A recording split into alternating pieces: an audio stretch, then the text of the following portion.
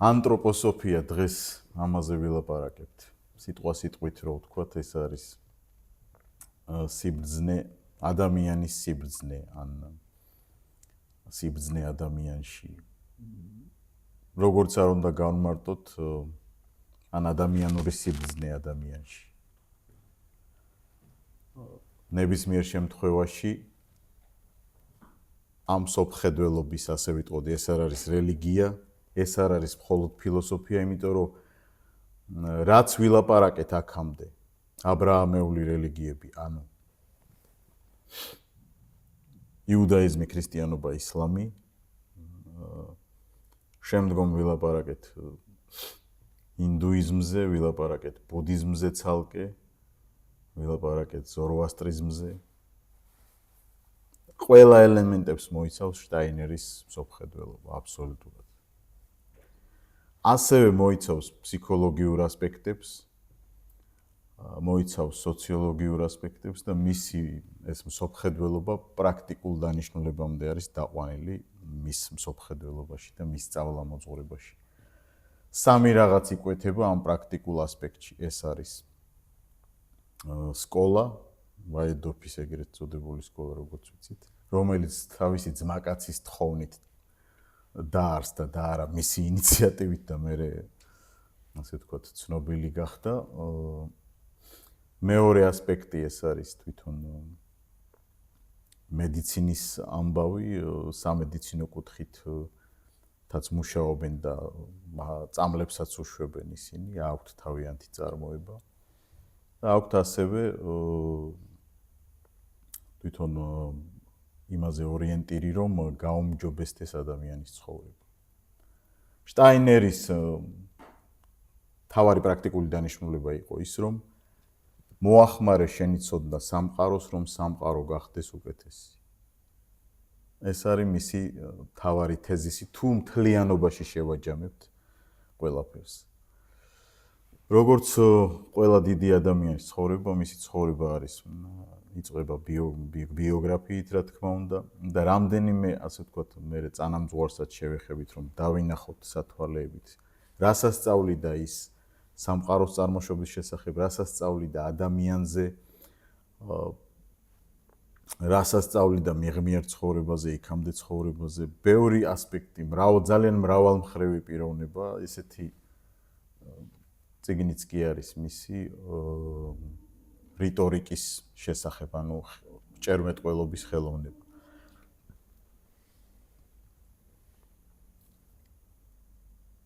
ცოტა რა მინდა ვთქვა, სანამ დავიწყებ მის ბიოგრაფიას, იმაზე თუ რა განსხვავებაა ლექციის მოსმენასა და ტექსტის წაკითხვას შორის, როდესაც ერთი და იგივე ადამიანს უსმენთ. მაგალითად, წარმოიდგინეთ, რომ ჩვენ ვართ რუდოლფ შტაინერის ლექციაზე, მოусმინეთ მას და მე 20 წელი გავიდა და სახში ვკითხულობთ წიგნს.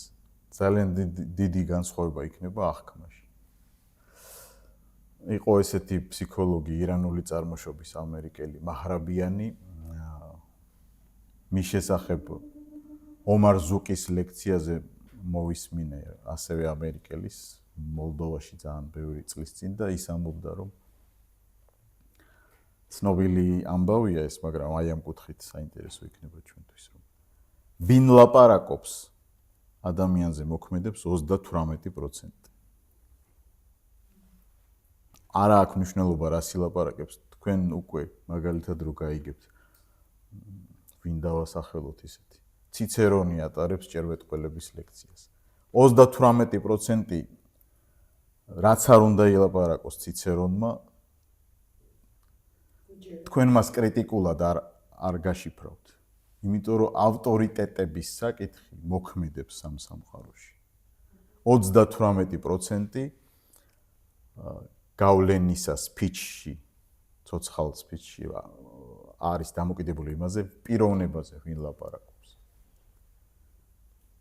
რამდენი იქნება თქვენი აზრით, რას ლაპარაკობს ამაზე დამოკიდებული, შინაარსზე, სიღრმისეულზე. აი დაახლოებით, ვთქვათ, არა აუცილებელი ზუსტი რიცხვი დაასახელოთ. უფრო ცოტა. 10-ზე ცოტა.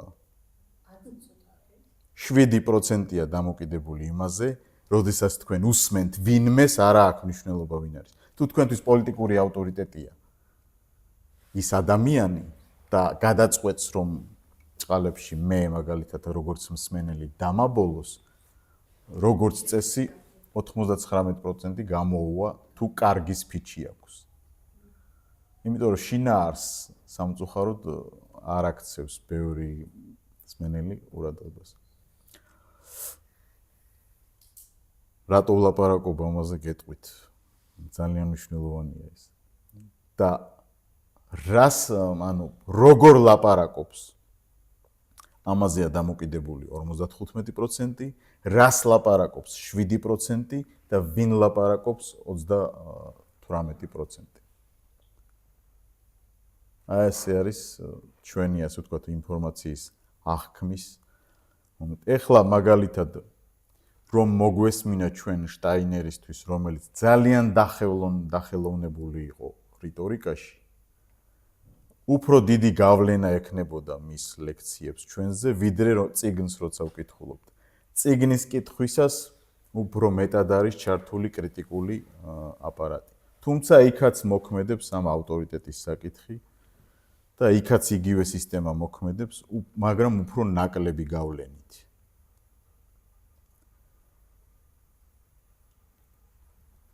ბევრი მისი წიგნები უბრალოდ ლექციები იყო და ჩაწერილი იქნა და ესე გვაქვს. როცა ვკითხულობთ მის ტექსტს, იგრძნობა ეს რიტორიკაც. აი მაგალითად წაიკითხავთ ერთ-ერთ მის ტექსტს, თუ გამიხსნა აქ. განცდის პროცესს მე ავითარებს. გაურკვეველწილად ყველა მიმართულებით. განცდის ამ პროცესში მას თავად საკუთარი თავის განცდა არ შეუძლია. მისი საკუთარი განცდა თვით განცდას უნდა ეწინააღმდეგებოდეს. რა რთული ტექსტია. მისი საკუთარი განცდა თვით თავის განცდას უნდა ეწინააღმდეგებოდეს. თავის თავს იგი უპირისპირებს საკუთარი თავის შეგრძნებას. აქ ჩანს სამი ორგანიზმის მეშვეობით. მეს შესაგებებლად მიაქვთ მე შეგრძნება. წარმოდგენისა და ბგერის გრძნობის განცდა. აი ასეთ სტილში წერს. ეხლა წარმოიდგინეთ, როცა უსმენთ სულ სხვა რაღაცა, შეიძლება გსიამოვნებდეს, მაგრამ ტექსტს როცა კითხულობ, ძალიან ძლიერი დიდი ძალისხმევა გჭირდება, რომ მთლიანი მისი ნააზრევი და მთავარ კონცეპტებს მიაგნო, ასე ვთქვათ. ამიტომ რაზე ვლაპარაკობ ახლა? გაიგებთ თქვენ ესეთ რამეს, რომ მე თვითონ აი ვინც გვინდა და ამის ლექციას ვესწრებოდი. მე მისი წიგნი წაკითხული მაქვს. ნებისმიერ შემთხვევაში ჩვენ ვართ ინტერპრეტატორები. მე ახლა ჩემი ინტერპრეტაციას ვერ გავექცევი. მაქსიმალურად ვცდილობ რომ ობიექტური ვიყო, მაგრამ ესე არის ადამიანი მოწყობილი, რომ ის თავის სააზროვნო სისტემით და სათვალით მაინც ატარებს იმ ყველაფერს, რასაც კითხულობს და რასაც იაზრებს, ხო?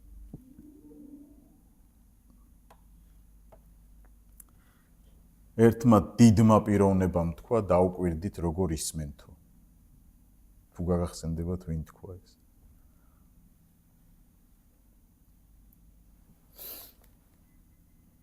იესო ქრისტემ. დაუკვირდით როგორ ისმენთ. არა მხოლოდ ისმენთ. ხო. ლუკას სახარებაშია, მე მოგიყვანთ ციტატას.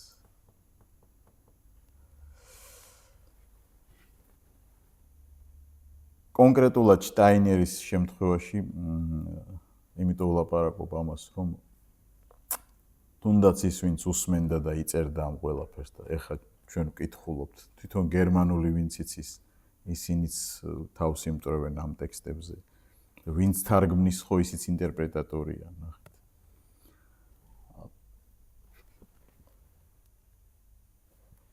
თვითონ ავტორი უკვე რაღაცას ინტერპრეტაციას უკეთებს. მერე ლექტორი, ვინც ამის წარმოჩენას ცდილობს, ისიც ამას კითხულობს და ინტერპრეტაციას უკეთებს, მე თქვენ გელაპარაკებით, თქვენ ინტერპრეტაციას უკეთებს, მე ვღებულობ უკუ რეაქციას და ჩვენ მსჯელობთ. და თუ გავითვალისწინებთ პროცენტულ გავლენას, რაზეც ჩვენ ვილაპარაკეთ, ვინ როგორ დასკვნებს გააკეთებს, ესეც ძალიან დიდი საკითხია. ამიტომ დაუკვირდით როგორ ისმენთ, ძალიან აქტუალურია ამ შემთხვევაში.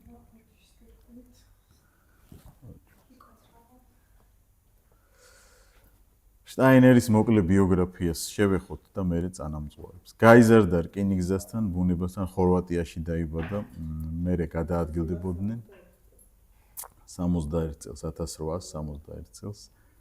7 წლის ასაკში შტაინერი მერე იხსენებს, არ უყვარდა ბევრი ამაზე ლაპარაკი, რომ მას გამოეცხადა, მოელანდა თუ ზმანებითად მისი ნათესავი, რომელმაც თავი მოიკლა. და სთხოვდა შტაინერსო დახმარებოდა.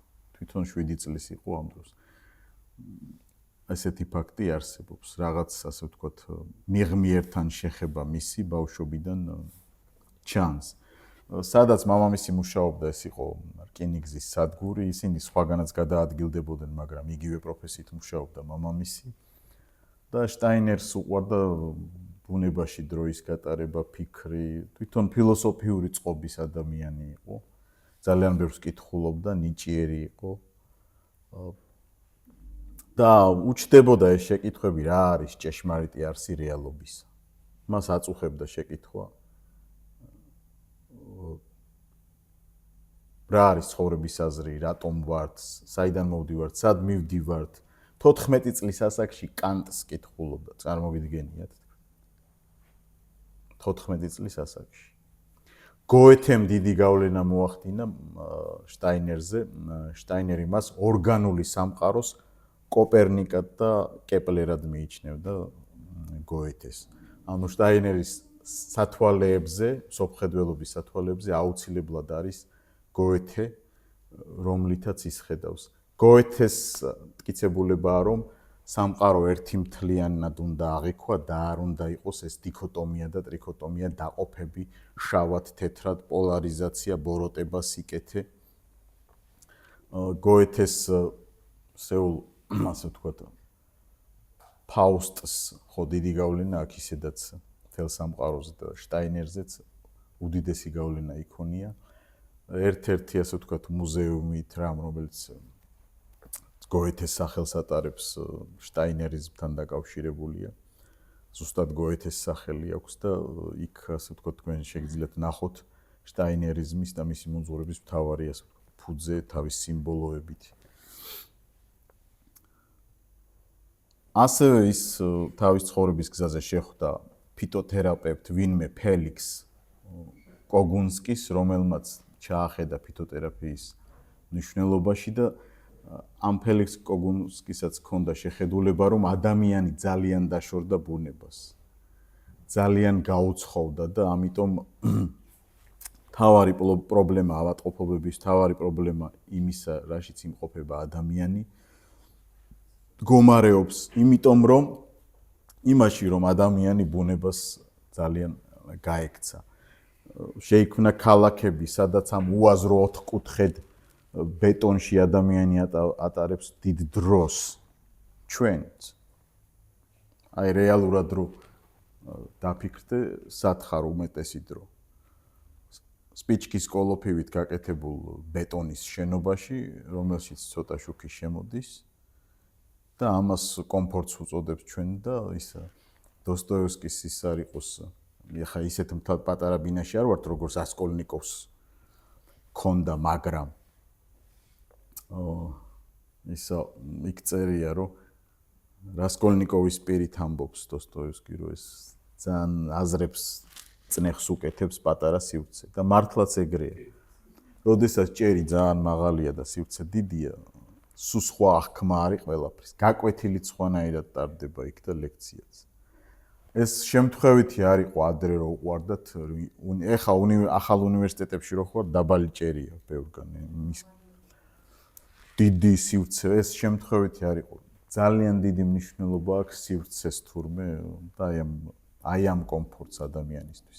რატო ქონდა არისტოტელეს პერიპატეტიკის სკოლა, ანუ სეირნობით სწავლება. თორე ბუნებასთან, ბუნებრივ პირობებში, აი შეთვისების ის უფრო მეტი. ხო. თვითონ რა ქვია, ალექსანდრე მაკედონელის არისტოტელეს მოსწავლე იყო.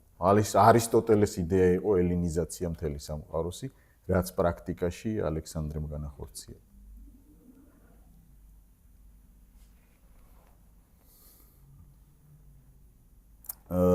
გოეთეს აინტერესებდა ხარისხის სამყარო და არა რაოდენობის და ეს შტაინერისთვისაც ერთ-ერთ აქსიომად იქცა, რომ ის ფიქრობს, როგორ უნდა იყოს ხარისხიანი ადამიანი თვითონ ცხოვრებაში, თვითონ ხარისხი როგორ ქონდეს უკეთესი, იმიტომ კი არა, რომ თავისთვის იყოს მარტო კარგად. არა, აი ეს ზედმეტ ინდივიდუალიზაციას, ზედმეტ მეზე ორიენტაციას შტაინერი აკრიტიკებს, ამასთან ამბობს, რომ ესეც არის პრობლემების წარმოშობი, ეგოიზმის წარმოშობი. ფსიქოლოგიურ კუთხით არ შეიძლება არ დაეთანხმო, მაგრამ მეორეს მხრივ ამის უკიდურესობასაც არ ასწავლის, ანუ ზომიერება საჭირო. ზომიერება და ჰარმონიაც შტაინერის ერთ-ერთი წინამძღვარი არის.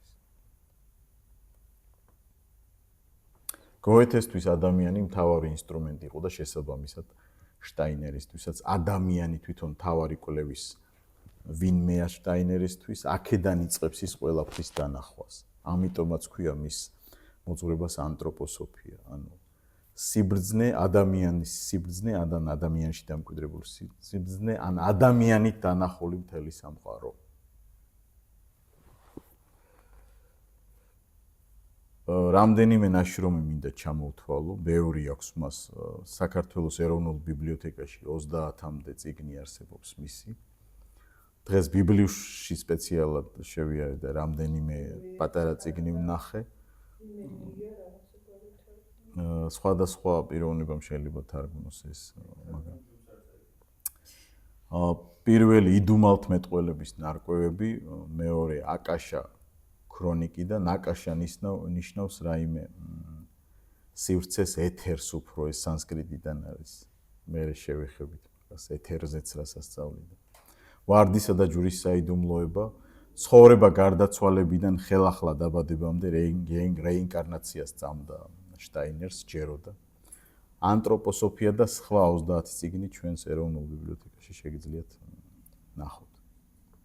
ზოგადი წანამძღვარი, რომ შემდეგ უკვე გადავიდეთ აი სკოლაზე, ადამიანზე და სამყაროზე რასაც სწავლის, რომ ნახოთ. სად ვართ, რისთვის ვართ, ვინ შეიძლება რომ გავხდეთ.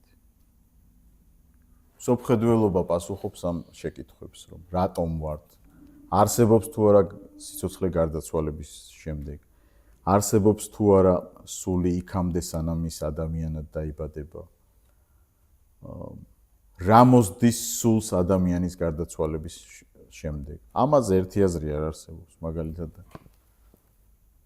კლასიკურად ქრისტიანობაში მიღებულია, რომ ადამიანი ერთხელ იბადება, წინარე მისი არსებობა არ არსებობს. გარდაცვალების მერე მისი სული, ანუ პნევმა აგრძელებს ცნობიერ არსებობას. ეს არის ერთი შეხედულება. მეორე შეხედულება არის ისეთი, რომ გარდაცვალების მერე სული იძინებს და ცნობიერად არ არსებობს. ესეთი შეხედულებაც არსებობს. ფსიქოპანიკიზმს ეძახიან. არსებობს ისეთი შეხედულებაც, რომ წინარე არსებობა სულების, სანამ ადამიანი სხეულებრივად გაჩნდება, სულები უკვე მყოფობენ და ის უბრალოდ განსხეულდება.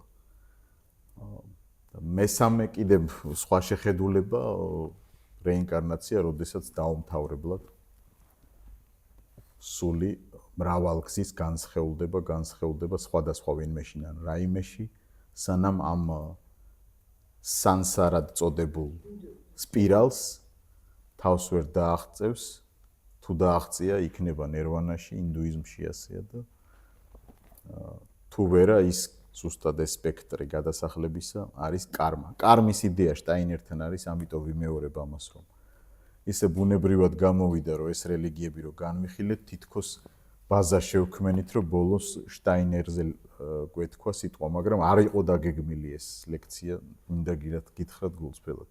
უბრალოდ ესე გადავწყვიტეთ, თქვით მე და გურამმა და ვცებ.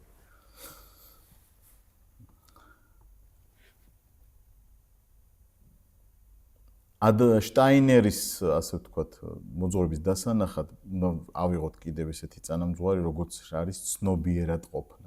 შტაინერი მოუწოდებს ადამიანს გააცნობიეროს ყველაფერი. არ იყოს გაურკვევლობაში, არ იყოს ინსტინქტურად არ აკეთოს არაფერი. ამიტომ გააცნობიეროს რას და რატომ აკეთებს, რისთვის აკეთებს. ცნობიერებაში საკუთარ თავის მოყვანა აუცილებელია, რომ შენ სწორად შეძლო რაღაც ამ სამყაროს აღქმა და ყველაფრის დანახვა. გაამთლიანი აზროვნება, გრძნობა, თავი და გრძნობა. არ გაყო რაციონალური და ემოციური ცალ-ცალკე. ყველაფერი უნდა იყოს გაწონასწორებული. არსებობს უხილავი სამეფო შტაინერისთვის, რომელიც მხარს უჭერს მთელ სამყაროს. ჩვენ ამას სულიერ სამყაროს ვეძახით. რომელიც არ ჩანს, მაგრამ მისით არსებობს მთელი სამყარო. და არსებობს ძალები სუბსტანციებში, ანუ არსში, რომლებიც შეადგენენ ფენომენთა სამყაროს, ცოტა რთული ამბავზე გადავდივართ ახლა. მოქმედებს უხილავი რამ. ძალები დგანან მატერიის მიღმა. ანუ ყველაფერი, რასაც შენ ხედავ და ვერ ხედავ, ამას აი ეს უხილავი სამყარო ძალების მეშვეობით ამყოფებს, ამოქმედებს. აი ეს არის წანამძღვარი, რომელიც აუცილებლად გვჭირდება, რომ ჩვენ უკვე გადავიდეთ, ასე ვთქვათ, კონკრეტულად იმ ასპექტებზე, რაც შეიცავს შტაინერის სწავლებას. აი პირველი პრაქტიკული გავლენის სფერო, რაც მე 1919 წელს მისი მეგობრის თხოვნით შტაინერის ხელშეწყობით დაარსდა ვაიდორფის სკოლა. თელს, ასე ვთქვათ, სოფლიოში ბევრია ესეთი სკოლები, ამერიკაშიც არის, ბრიტანეთშიც არის, ევროპაში განსაკუთრებით, საქართველოშიც არის, არ ვარ იქ ნამყოფი. მაინტერესებს ერთხელ უბრალოდ ცნობის მოყვარეობისთვის, რომ ნახო რა დონეზეა საქართველოში.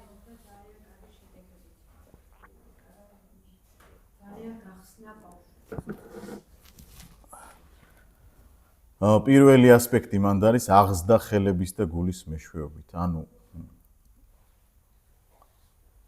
ეს არ არის უბრალოდ შემეცნებითი სკოლა.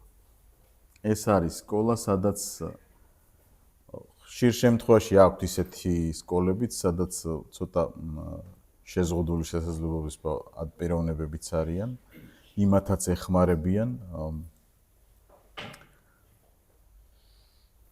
აკეთებინებენ შრომის ასპექტიც არის იქ, ის რაც შეუძლია დაძალებით კი არა, რისი პოტენციალიც აქვს იმის გათვალისწინებით. ანუ რამდენი შესაძლებლობაც აქვს ადამიანს იმის მიხედვით უნდა მიეცეს მას გინდა სამსახური, ეს ბუდიზმიდან არის ეს იდეა სხვათა შორის, რომ არ შეიძლება შენს თანამშრომელს დააკისრო ისეთი რამ, რისი პოტენციალიც მას არ აქვს. რა დონეზეც ის არ არის გაზრდილი. და გულის მეშვეობით, ანუ ემოციებს ძალიან დიდი ყურადღება ეპყრობა, რომ შტაინერი ამბობდა, რომ სამყარო ძალიან რაციონალური გახდა და ინტელექტუალურ წნეხს ახორციელებენ სკოლაში პიროვნებებზე, გინდაც უნივერსიტეტში. მისი შემდგომ სკოლებში ასევე პროფესორებიც ამბობენ, რომ თანამედროვე განათლებას ზედმეტ რაციონალიზმში, ასე ვთქვათ, აკრიტიკებენ, დადანაშაულებენ. სრული მთლიანი ჰოლისტური მიდგომა, ანუ მთლიანი მიდგომა. შტაინერის ვაიდორფის სკოლებში გათვალისწინებულია როგორი რაღაცა, იქ ბიოფერმებიც არის, ნახეთ. მარტო სკოლა კი არა, იქვე არის ბიოფერმა, სადაც ეს მოსწავლეები ჩართული არიან ამ ყველაფერში, მოვლაში, ცხადია მათი შესაძლებლობების მიხედვით. ერთმანეთს ზრუნვაც არის ამ სწავლის პროცესში. გამოცდები არა აქვთ. კომპიუტერულ და гаджеტებთან რაღაც ასაკამდე საერთოდ შეზღუდულია მერე ზომიერად. მაქსიმალურად ბუნებასთან სიახლოვე და ჰარმონია. ეს არის ვაიდორფის სკოლის ასპექტი, რომელიც რა თქმა უნდა შტაინერის მოძღვრებიდან მომდინარეობს. ცნობიერების განვითარებას ხელს უწყობს ეს სკოლა, იმიტომ შტაინერის მიხედვით, რომ გათვალისწინებულია ყველა ასპექტი და რეალობასთან თვალის გასწორება ხდება. პრობლემას თვალს კი არ არიდება, არამედ რა მდგომარეობაც გაქვს, იმ მდგომარეობიდან ვცდილობ, რომ შენ იყო ჰარმონიული ამ ყველაფერში. აქ შემოდის კარმის ცნება და მნიშვნელოვანია, რომ შტაინერის მოძღვრებაში კარმა რეინკარნაციაც არსებობს. ინდუიზმიდან არის ეს. წინა ცხოვრებაში, ესე იგი, ცუდად იქცეოდი, ამიტომ ეხლა ამას შედეგები აქვს, მარტივად რო ვთქვათ. და იმ შეზღუდული შესაძლებლობების ადამიანებსაც ეს სკოლა ეხმარება იმაში, რომ რა მდგომარეობაშიც არის მაქსიმალურად ცნობიერი გახდეს და ჰარმონიული და სასარგებლო გახდეს სამყაროსთვის, რომ შემდგომ ცხოვრებაში აღარ მოვიდეს ნაკლით. ნახეთ მიზანი. არა მხოლოდ დღევანდელზეა ორიენტირებული.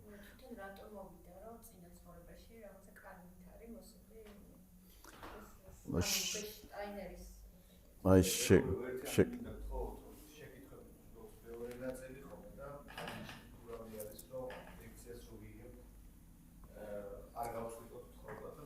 კი მაგას მე შეკითხვებში შევეხებით.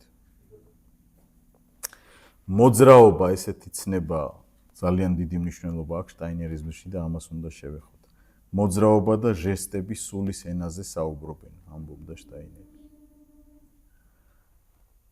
ჰარმონიული მოძრაობა ჩვენს დროში იშვიათობაა. მართლაც ეგრეა, დარობოტებულია ხალხი, სამსახური სახლის.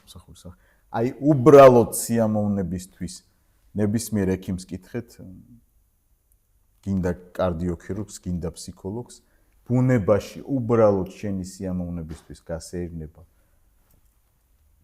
აი რომ საერთოდ რომ მოწყდე ამ ყოველდღიურ მერკანტილურ მოღვაწეობას, რომელიც აუცილებლად საჭიროა დღევანდელ დროს.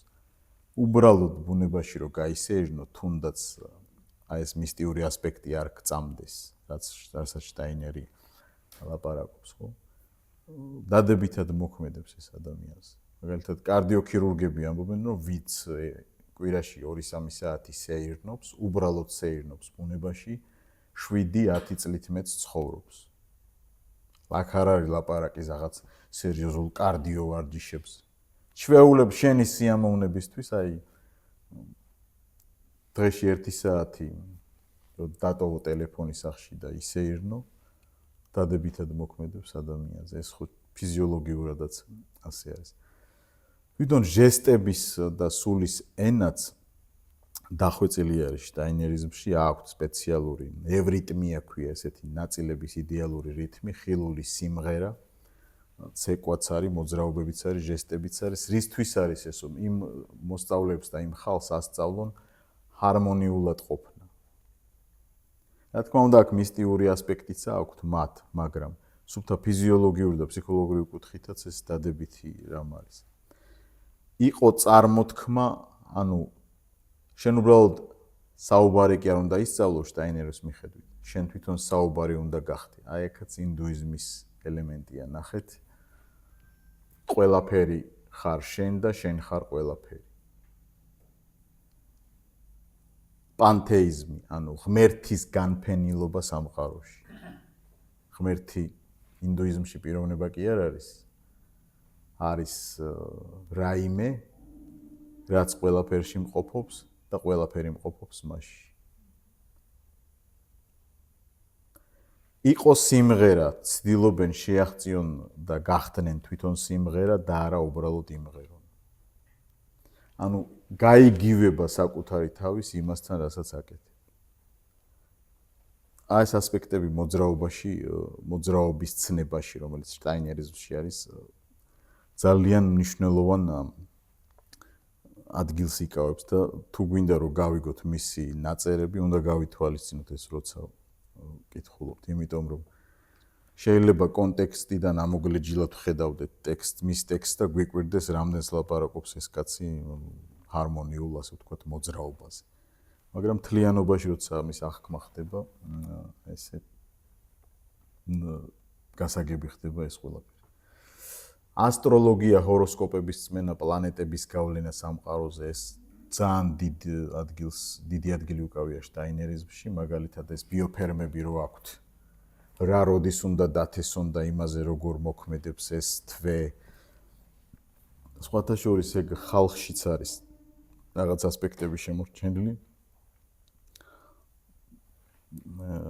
მახსოვს ერთ-ერთ სოფელში ამბობდა აი ამ დროს უნდა დათესო ეს სიმინდი, ამ დროს უნდა დათესო ეს. მაგრამ შტაინერის სამყაროში, ასე ვთქვათ, ამ ბიოფერმებში, ბიოდინამიურ ფერმებს ეძახიან.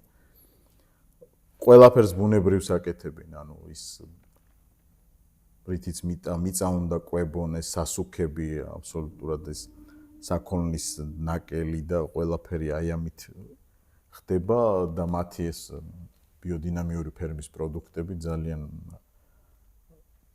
მოთხოვნადი არის ამერიკაში და ყველგან. ცოტაა ჯერ ერთი, იმდენს ვერ აწარმოებენ, იმიტომ რომ ბუნებრივია. არიან ასევე ამიშები ამერიკაში, ეს ქრისტიანული, ასე ვთქვათ, ესეთი ვიწრო მიმდინარეობა, რომლებიც ტექნიკასთან ისინიც მოწყვეტილები არიან და მათი პროდუქციაც ბუნებრივია ძალიან სასუქების გარშე და დიდ მოთხოვნა ამ ყველაფერზე. 4 ენერგია არის, ასე ვთქვათ, შტაინერის სისტემაში. მიწა, როგორც ფესვები ყველაფრის. ამიტომ შტაინერის მოძღვრების მიხედვით მიწა გაანადგურა ადამიანმა, ქიმიკატებით გაჟღენთა, გააბინძურა და ამიტომ ეს უკან უბრუნდება ადამიანს. საჭიროა რომ მიწასთან ჰარმონიაში იყოს ადამიანი. იმისთვის რომ თვითონაც სასარგებლო გახდეს მიწისთვის და მიწა გახდეს სასარგებლო ადამიანს. აი ყველაფერი ურთიერთმიმართებაშია მის სისტემაში, ნახეთ. სინათლე წარმოშობს ფოთლებს, აყვავებას. ამიტომ უნდა გაუფრთხილდე ამ სინათლეს და ამ სინათლის სწორი გამოყენება უნდა იცოდე მის სისტემაში, ისევ ჰოროსკოპების და ასტროლოგიის გათვალისწინებით, რომ დადებითად იმოქმედოს იმაზე, რას როდის დათესავ, შეიძლება ისეთ ცუდ დროს დათესო, იმ სინათლემ პირიქით დააჭკნოს შენი დათესილი ნაყოფი. ამიტომ მათ სისტემაში, ამ ბიოდინამიურ სისტემაში გაწერილი არის რა როდის უნდა დაითესოს, როგორ ყველაფერი დეტალურად ამის მიხედვით აკეთებენ. მე ხა ნაკლებად მჯერა მისტიური ასპექტის ამ ყველაფრის, მაგრამ ის რომ ბუნებრივი, ასე ვთქვათ, სასუქები აქვთ და ასეულიან მიწას, ამას თავის ნაყოფები აქვს და მართლაც კარგი პროდუქციას, სასარგებლო პროდუქციას აწარმოებენ სუფთა ბიოლოგიური კუთხით რო შევხედოთ. წყალი, აყვავება და ყვავილები, ანუ წყალი არის სიცოცხლე, ხო, ისედაც ესეა. წყლის გარეშე როგორ 3 დღე და მოკვდება ადამიანი. ამიტომ წყლის დაბინძურებაც პასუხობს ადამიანს ამ ეს ურთიერთმიმართება, რას როგორც წყალიც ხო დავაბინძურეთ მიწასთან ერთად. რომ ცალკეულად გამოყოფს ამ ასპექტებს და ამახვილებს, რომ ძალიან დიდი სიფრთხილეა საჭირო ამ ყველაფრის მიმართ. სითბო, რომელიც არის სამყაროში, ნაყოფებს იძლევა უკვე. და უკვე როგორც თქვი, აქვთ ბიოფერმები და თესავენ ყველაფერს კონკრეტულ ჰოროსკოპის პერიოდში, რომელიც გაწერილია ამ ჰოროსკოპით და როგორ რა უნდა დამუშავდეს ყველაფერი და ამ ყველაფერში ჩართულია ვაილდორფის სკოლის მოსწავლეებიც იმ დონეზე, რა დონეზეც შეუძლიათ ახლა იქ თუ ტრაქტორის დარება არ იცის იმაზე კი არ დასვამენ, მაგრამ ჩართულობა ხდება და ამ ბუნებრიობის სილამაზის დანახვება ხდება და მათ სკოლაში სწავლა მოსწავლეებისთვის არის სიამოვნება. იმიტომ რომ აი ეს ჰარმონიის ასპექტი არის მნიშვნელოვანი. შეიძლება ეხა ეს ყველაფერი არ გწამდეს მისტიური ასპექტები, რაზეც ვილაპარაკეთ, მაგრამ პრაქტიკული მხარის გადმოტანა სკოლაში ჩვეულებრივ შესაძლებელია ყოველგვარი მისტიკის გარეშე და ეს ფიქრობ რომ იმუშავებს.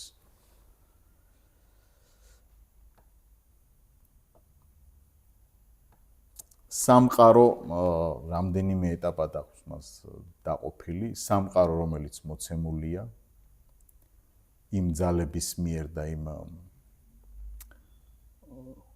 მიღმიერი სამეფოს მიერ, ღმერთი შტაინერისთვის ერთი არ არის. მაგალითად, ღმერთი და ანგელოზები 900-ს ჩამოთვლის, რომელიც არეოპაგელთან არის. სერაფიმნი, ქერუბიმნი, საყდარნი, უფლებანი ძალნი და უფლებანი ძალნი და ხელმწიფებანი, საწყისნი, მთავარანგელოზნი და ანგელოზნი. ეს დიონისე არეოპაგელიდან აქვს აღებული და ამბობს რომ თლიანობაში მთელმა სულიერმა სამყარომ შექმნა ყველაფერი. მაგრამ სანამ დედამიწა იარსებებდა, იქამდე არსებობდა ადამიანი შტაინერის სისტემაში. სამყარო, რომელიც შექმნა ადამიანმა, რა შექმნა ადამიანმა? აი რაც ვთქვით, დააბინძურა, დისჰარმონია მოიტანა და ამიტომ არსებობს ეს სანსარა, ამიტომ არსებობს ეს კარმა, როგორც მიზეზშედეგობრიობა და ამიტომ არსებობს აუცილებლობა ისევ დაუბრუნდე ჰარმონიულ მდგომარეობას, რომ ნირვანა ესე როგორც ინდუიზმშია, მაგრამ ჰარმონიულ მდგომარეობამდე მივიდეს მთელი სამყარო ადამიანთან ერთად. ტემპი ამაზეც საუბრობს, რომ აუცილებელია მისი შენელება, ამბობს შტაინერი. დააკვირდით ტემპს ქალაქებში.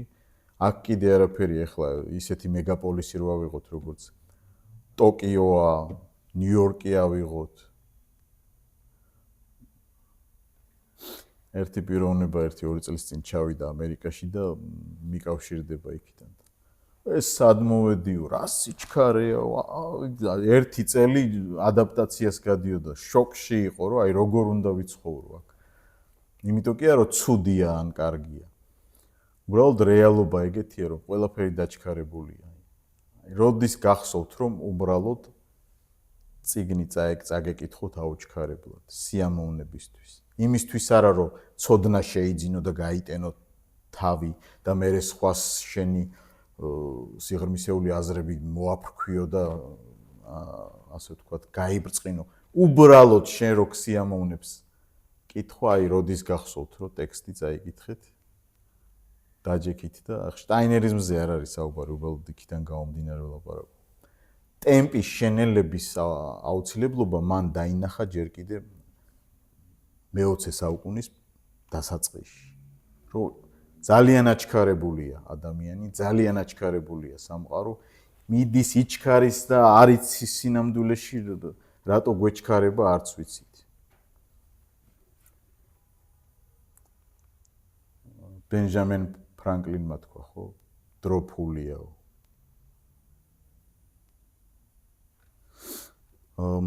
შტაინერისთვის მერკანტილურობა არ არსებობს. შტაინერისთვის არის ჰარმონია მთავარი. ამიტომ ძალიან მნიშვნელოვანია ტემპის დაგდება. ტემპის დაგდება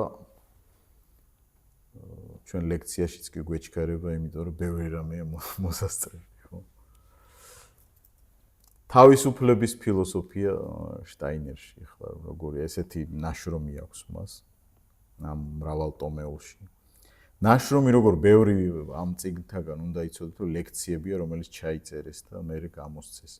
თვითონაც წერდა, მაგრამ შემთხვევაში როდესაც ანთროპოსოფიას ვკითხულობდი, აი გზნობდი, რომ როგორ იქნებოდა ეს რიტორიკით დახელოვნებული და ფილოსოფიაში ერუდირებული და ფსიქოლოგიაში და რელიგიაში ყველაფერში კომპეტენტური ადამიანი, როგორ დინამიკით წაიკითხავდა ლექციას და რანაირ შთაბეჭდილებას დატოვებდა, აი რაზეც ვილაპარაკეთ.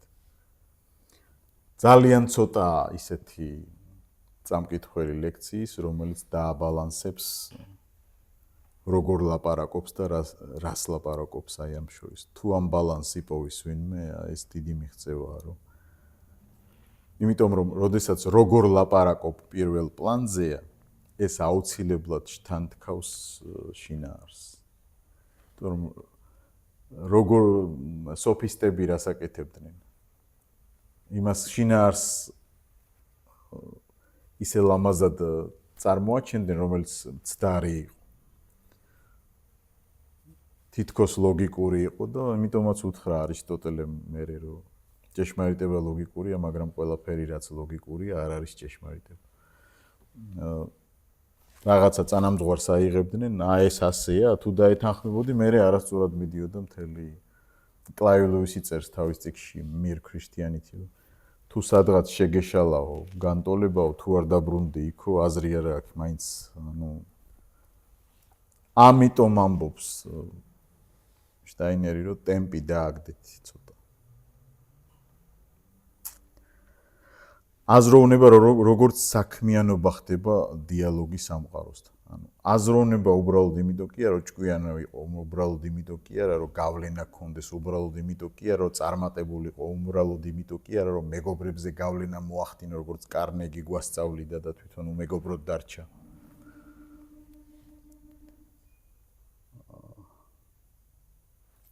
აზროვნება არის საშუალება, რომლითაც თელ სამყაროსთან ურთიერთობა. გააცნობიერე, რომ შენ ხარ სამყაროს ნაწილი და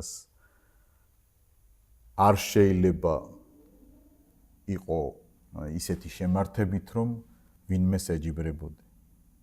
შეჯიბრი შტაინერის სისტემაში უკვე ცდომილობაა და ეგოს კვება არის. დააკვირდით დღევანდელ როგორ არის ეს კოუჩინგი თუ მქონდა ბედნიერება ერთ-ერთი შვეიცარიელი ბიზნესმენის ლექციას ვესწრებოდი და ესეთი რაღაც თქვა ბევრი და აუდიტორია მოუღეს. Don't prostitute your time with coaches. და ესეთი ფრაზა თქვა და ძალიან არ მოეწონა ბევრს იქ, იმიტომ რომ კოუჩებიც იყვნენ, მაგრამ რატომღაც თქვა ამან. რა თქმა უნდა არსებობენ პროფესიონალი კოუჩები და ძალიან სასარგებლოა, მაგრამ ძირითადად კოუჩინგი ორიენტირებულია იმაზე, რომ შენ ვეღაცას შეეჯიბრო. და ამ ტემპს მოუმატო და აი წარმატებას მიაღწიო იმის ხარჯზე, რომ სულ ამ შეჯიბრში იყო და აი ტემპი არ უნდა დააგდო. ძალიან წარმატებულ ქვეყნებშიც დიდია დეპრესიის მაჩვენებელი. რატომ? სულ არსებობს ეს ადამიანის ცნობიერებაში შეჯიბრება. ანტიდეპრესანტები ყველაზე გაყიდვადია დღეს სამყაროში. აზროვნება კავშირშია ტვინთან შტაინერისთვის, მეორე ასპექტი აზროვნების, მაგრამ ეს არ ნიშნავს, რომ აზროვნების წყარო ტვინია. ტვინი არის აზროვნების კატალიზატორი შტაინერისთვის და არა გენერატორი. ტვინი არის ორგანო, რომელიც სხეულის დონეზე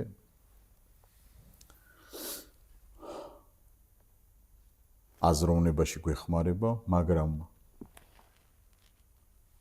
მას წამს, რომ მრავალჯერ განსხეულდა ადამიანი, ამიტომ ცნობიერება არ არის ტვინის ცალკე აღებული თვისება. მისიც, მაგრამ როგორც კატალიზატორის. აი ეს ორი ასპექტი არის შტაინერის თავისუფლების ფილოსოფიაში. აზროვნება როგორც საქმიანობა ხდება დიალოგის სამყაროსთან და აზროვნება აზროვნება არ არის ტვინი არ არის აზროვნების გენერატორი, არამედ კატალიზატორი უფრო. ეხლა კონკრეტულად ანთროპოლოგიას შევეხოთ. კიდე გადავადგათ ერთი ნაბიჯი ადამიანის შესახებ სწავლება შტაინერის.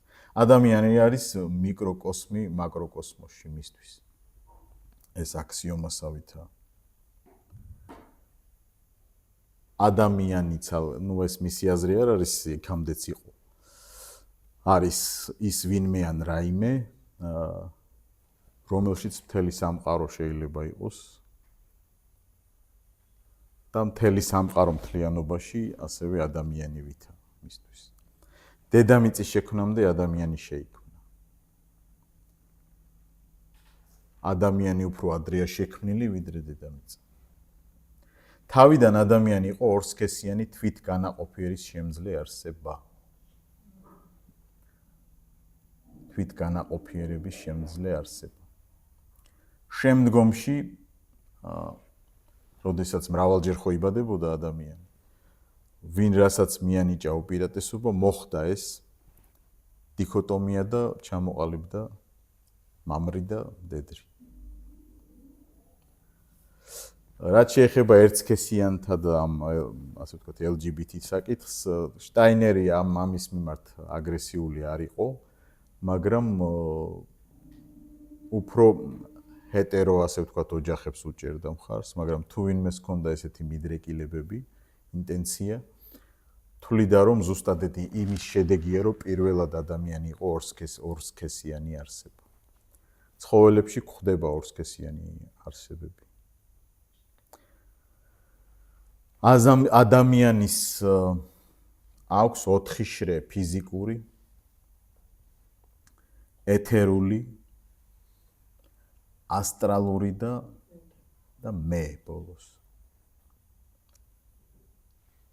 ეს 4 ასპექტი აქვს ადამიანის არსებობას.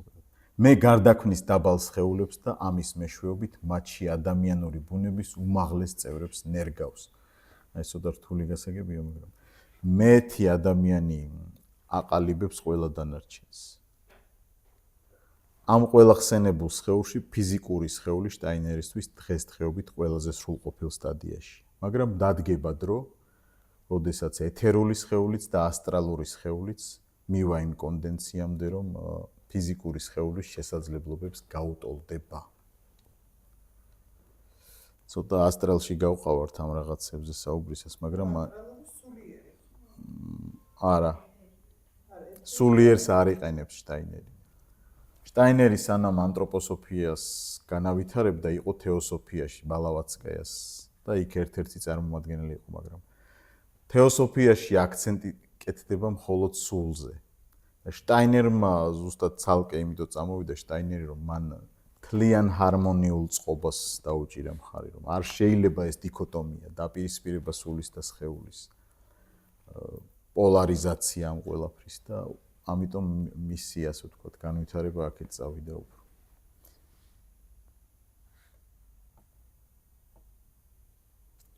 ადამიანში არის პოტენციალი, ეს მნიშვნელოვანი ასპექტია შტაინერის სწავლებაში. და ეს მერე აიტაცეს, რა თქმა უნდა, ქრისტიანობაზეც მოახდინა ამან გავლენა. ვერც კი ატყობს ბევრი როცა ქადაგებს, რომ ეს იდეა არის იქიდან. არ აქვს მნიშვნელობა მიმდინარეობას ამ შემთხვევაში. რომ ადამიანის პოტენციალზე კეთდება აქცენტი. დაუშვათ და კარგი პოტენციალზე ვსაუბრობთ, ვის რა შესაძლებლობა აქვს და ასე.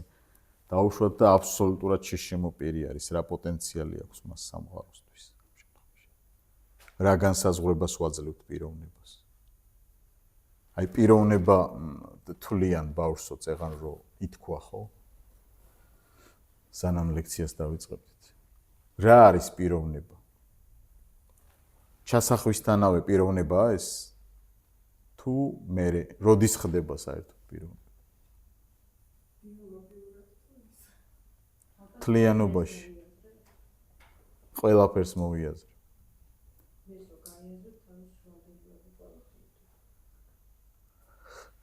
აი, ფსიქოლოგიაში სხვანაირად არის, ფილოსოფიაში სხვანაირად არის. პიროვნების განსაზღვრება არ არსებობს. მითხარით პიროვნების განსაზღვრება თუ არსებობს.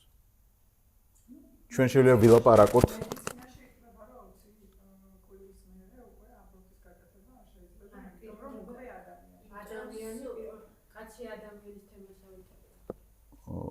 კარგი, სიცოცხლე ჩასახვისთანავე არის თუ არა? აბორტებზე არ ვლაპარაკობ ახლა.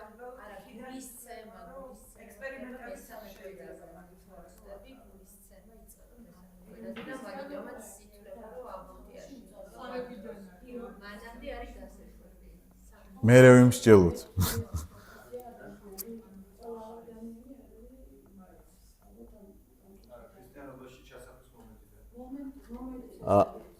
ქრისტიანობაში კი, ქრისტიანობაში არავისზე, არაფერზე არ არის დამოკიდებული პიროვნება.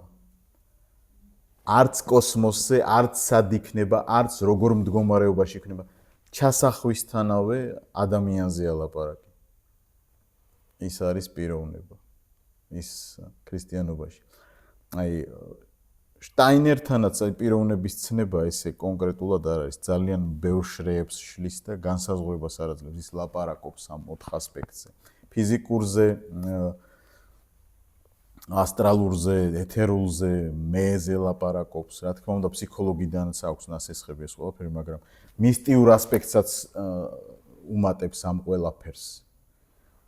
და ძალიან რთული სისტემა აქვს, რომელშიც გაერთიანებულია ფსიქოლოგია, გაერთიანებულია ფილოსოფია, გაერთიანებულია რელიგია, უგულისხმობ ყველა წარმართული რელიგიებიც და აბრაამეული რელიგიებიც და თავისებური ინტერპრეტაცია მეხუთე სახარებაც დაწერა შტაინერმა. აი ქრისტოლოგიამდე თუ მივალთ, რას ასწავლიდა ის ქრისტეს შესახებ, ამაზეც ცოტა ვილაპარაკოთ. აუცილებელია ყველა ადამიანში პოტენციალის დანახვა. ნახეთ შტაინერს რა კარგი იდეა აქვს. ის შშმ პირიც რა მდგომარეობაშიც არ უნდა იყოს, იმაშიც უნდა ნახო პოტენციალი.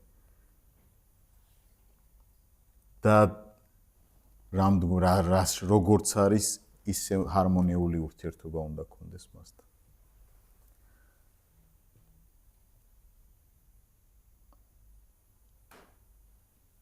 თავარი შტაინერიზმში არის ის, რომ ადამიანის ჰუმანიზაცია, ჰუმანისტური უნდა გახდეს ადამიანი უფრო ვიდრე ფუნქციურად, ასე ვთქვათ, წარმატებული და ინტელექტუალურად დახონძლული. არამედ ემპათია, თანასწორად აღქმა ყველაფრის ერთმანეთისა, რა მდგომარეობაშიც არ უნდა იყოს. თუ ეს ირღვევა, ეს გადადის ეგოიზმში. თუ მთლად პიროვნულსაც არ აქვს ყურადღებას, საერთოდ უფუნქციო ხდები. ან ორივე უკიდურესობა იწვევს ჩიხს. ამიტომ აუცილებელია ჰარმონია. აუცილებელია პრობლემის გავლა შტაინერის ფილოსოფიაში. რეინკარნაცია, კარმა, წარსული ახდენს გავლენას. ამიტომ დღეს აქ და ახლა რომ ხარ, ახლა შეგიძლია შენ ზუსტად ამ ჰარმონიზაციით გამოასწორო მდგომარეობა შენი და შენი მდგომარეობის გამოსწორებით, რომელიც ჰარმონიას გულისხმობს. სხვას და ყველაფერსაც ჰარმონიას უქმნია. ყველაფერი არც შენ ცალკე არ განიხილები შტაინერის ფილოსოფიაში, მსოფლმხედველობაში. თუ შენ ცალკე, აი, როდესაც ადამიანი იწყებს აი ზედმეტ ინდივიდუალურობის განვითარებას, წყდება კავშირი სამყაროსთან მის მსოფლმხედველობაში. და აქ იწყება ზუსტად ის იზოლაცია და ის ეგოიზმი, რაც მერე დანარჩენ პრობლემებს იწვევს. შემდეგი ასპექტი ცნობიერების ევოლუცია. ეს ნიშნავს, რომ ჩვენი დამოკიდებულება იცვლებოდა. ხომ მრავალჯერ არსებობდა ადამიანი და იცვლებოდა დამოკიდებულება ღმერთთან, ღმერთებთან, ადამიანებთან, ბუნებასთან, სამყაროსთან და როგორც კი უკვე ვთქვი, ინდივიდუალურობის განვითარებასთან ერთად ადამიანი უფრო და უფრო ივიწყებდა კავშირს სამყაროსთან. თლიანობის განცდას, მისგან გამოყოფვა არის მეს და შენის იზოლირება, მე შენ, ამის ჰიპერბოლიზაცია, ამის გამძაფრება, რომ მაქსიმალურად მე ვარ და შენ ხარ და არაფერი არ გვესაქმება ერთმანეთთან, შტაინერის სისტემაში არის კატასტროფა. ეს ამაში ხედავს ის პრობლემების არს, პრობლემების პულსაციას და პრობლემების წყაროს, რომ ესეთი მდგომარეობა, რომელიც დისჰარმონიაა, შტაინერის სისტემაში იწვევს ყველაფერს. ადამიანი როგორც გრძნობების ორგანიზმი. გრძნობას ძალიან დიდი მნიშვნელობა აქვს შტაინერის მსოფლმხედველობაში. ესეც მოვასწროთ და მე ვფიქრობ ქრისტოლოგიაზე ცოტაც რომ თუ არა და შევისვენებთ და გავაგრძელებთ. ადამიანი როგორც გრძნობების ორგანიზმი. ხედველობა, ყნოსვა, სმენა, გემო, შეხება ეს ყველა ვიცით ხო 5 გრძნობის. ამაზე გაჩერება არ შეიძლება შტაინერი გვეუბნება. ეს არის ის უბრალოდ რასაც ჩვენ ვხედავთ, გრძნობების წყალობით ადამიანი აღწევს კავშირს რაღაც გარე სამყაროსთან. ერთი მიმართულებით აი ამ 5 გრძნობებით, მაგრამ საჭიროა ასევე საფუძვლიანი იქნება ის, რომ გოეთემ თქვა, აი და ციტატა მოყავს ანთროპოსოფიაში გოეთეში. შენ შეგიძლია თამამად ენდო გრძნობებს, ისინი არ მოგცემენ სიყალბის ჭვრეტის უფლებას, გოეთეს ციტატაა. როცა შენი გონი მხნედ არის შენარჩუნებული. მხნედ შენარჩუნებულში გულისხმობა ჰარმონიული ლტოლვა და ჰარმონიული პრაქტიკა. გრძნობების კატეგორიებად დაყოფასაც აკეთებს, ყველაფერი პირობითია შტაინერთან, ეს არ არის რაღაც დოგმატურ ხარისხში აყვანილი. სიცოცხლის გრძნობა ყველასაა, ამ გრძნობით ადამიანი თავის თავს შეიგრძნობს როგორც სივრცის შემავსებელ სხეულებრივ მეს. ანუ სიცოცხლე უნდა ყველას, სიცოცხლისკენ ისწრაფის ყველა და აი ეს გააზრება, რომ სიცოცხლის გრძნობა გაქვს, ეს არის პირველი ეტაპი შენი გრძნობების. და უნდა გაიაზრო, რომ მხოლოდ შენ კი არ გინდა სიცოცხლე, ყველას და ყველაფერს უნდა. და ამიტომ არ გაქვს უფლება წაართვა სიცოცხლე ვინმეს. მოძრაობის გრძნობა. აი, როდესაც შენ მოძრაობ, ჰარმონიულ მოძრაობაზე უკვე ვილაპარაკეთ, იმიტოა იქ სკოლებში ეს, რომ ჰარმონიულ მოძრაობას ასწავლიან. მოძრაობაშიც უნდა იყოს აი, ჰარმონია საკვანძო სიტყვა არის შტაინერიზმში. მოძრაობის გრძნობაც უნდა იყოს სრულ ჰარმონიაში, რომ არც საკუთარ თავს და არც სხვას უკვე ასე რომ ძაფრად ვასხვავებთ ამ საკუთარ თავს და სხვას პრობლემაა, მაგრამ თუ ზარალს ვაყენებთ, ეს პრობლემა მძაფრდება. მთელი მოძრაობაც უნდა ხდებოდეს ჰარმონიულად. აი გურამმა ახსენა, რომ ინდოეთში ვიყავიო და იქ წესები არ არისო და ისე მოძრაობდნენო, ერთმანეთს არ ეჯახებოდნენ. ინდუიზმის იდეაა ეს. ნუ გეშინია მოძრაობა, იმოძრავე ისე, რომ არ დააზარალო სხვა. ახიმსა, ჯაიანიზმის პრინციპი, არ მიყენება ზიანისა არაფერზე და ვინმეზე. ესენ ამ ტერმინს არ ახსენებს, მაგრამ იდეა იქიდან არის, ჩემი აზრით აღებული, იმიტომ რომ ინდუიზმის იდეებზე, ასე ვთქვათ, მიმართვას შტაინერი არ მალავს და აქედან ჩანს, რომ ეს იდეაც არსებობს. მოძრაობის გრძნობა მნიშვნელოვანია და წონასწორობის ან სტატიკის გრძნობა. ნახეთ, ამ მოძრაობის შემდეგ აუცილებლად ადამიანმა წონასწორობა უნდა დაიცვას. წონასწორობა ყველაფერში. ცნების გრძნობა. ანუ რაღაცა რო იცი, გარეგნული ადამიანის უშინაგანეში იჭრება ეს ყველაფერი, ანუ ინფორმაცია. ხო, აი ამ ცნებების გააზრების აღქმაც რომ გაქვს, ესეც გრძნობა, მაგრამ აქაც ჰარმონიაა საჭირო. და არსებობს კიდევ ერთი მნიშვნელოვანი ასპექტი, ზეგრძნობადი გრძნობის ორგანოები უნდა აიგოს სამყაროდან, რომელიც არის ზეგრძნობადი, ანუ მიღმიერი ძალები და სამეფო ხომ გავლენას ახდენს ამ სამყაროზე. ეს ზეგრძნობადი უნდა იყოს ყველა გრძნობების წყარო, რომელიც ჰარმონიას მისცემს ადამიანს. ამ ყველაფრის შედეგად არსებობს ასევე სასიცოცხლო პროცესები. სუნთქვა, მისით ნარჩუნდება სხეულის შინაგანი ცხოვრება. ამიტომ სუნთქვას, ჰარმონიულ სუნთქვას აუჩქარებელს, სასიამოვნოს ის, რომელიც სიამოვნოს ადამიანს, ამ სუნთქვას დიდი მნიშვნელობა ენიჭება შტაინერიზმში. ეს იოგიდან არის ალბათ აღებული. იოგაშიც სუნთქვით სისტემებს ძალიან დიდი ყურადღება ექცევა. სუფთა ფიზიოლოგიური კუთხით ეს სასარგებლოა, მე პირადად ჩემი აზრით თუ გაინტერესებთ მისტიკას რო თავი დავანებოთ, სუნთქვის დარეგულირება ადამიანის ცხოვრებაში უკვე დადებითად მოქმედებს მის მინიმუმ ფიზიკურ სხეულზე. გათბობა ამ პროცესით ადამიანს მიეცა თავის სხეულებრივი ცხოვრებისთვის განავითაროს სრულიად განსაზღვრული ხარისხის სითბო საკუთარ სხეულის შიგნით. ანუ სითბო რო აქვს ადამიანს, აი აქაც ზომიერება საჭირო. ზედმეტად როცა ცხელა არა. თუ ზომიერი სითბო, გათბობა, აი ესეც. ყველაფერში ზომიერებისკენ თითქოს ინდუიზმიდან არის ეს იდეა, ოქროს შუალედი. როგორ გახსოვთ, რო ვილაპარაკეთ, როგორ გასხივოსნდა ბუდა.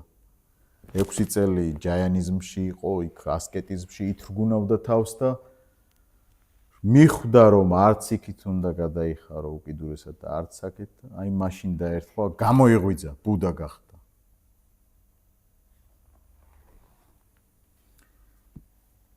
სულ თქვა გათბობა, სასიცოცხლო პროცესები, კვება, ხო ვიკვებებით, ამაშიც ზომიერებაა საჭირო.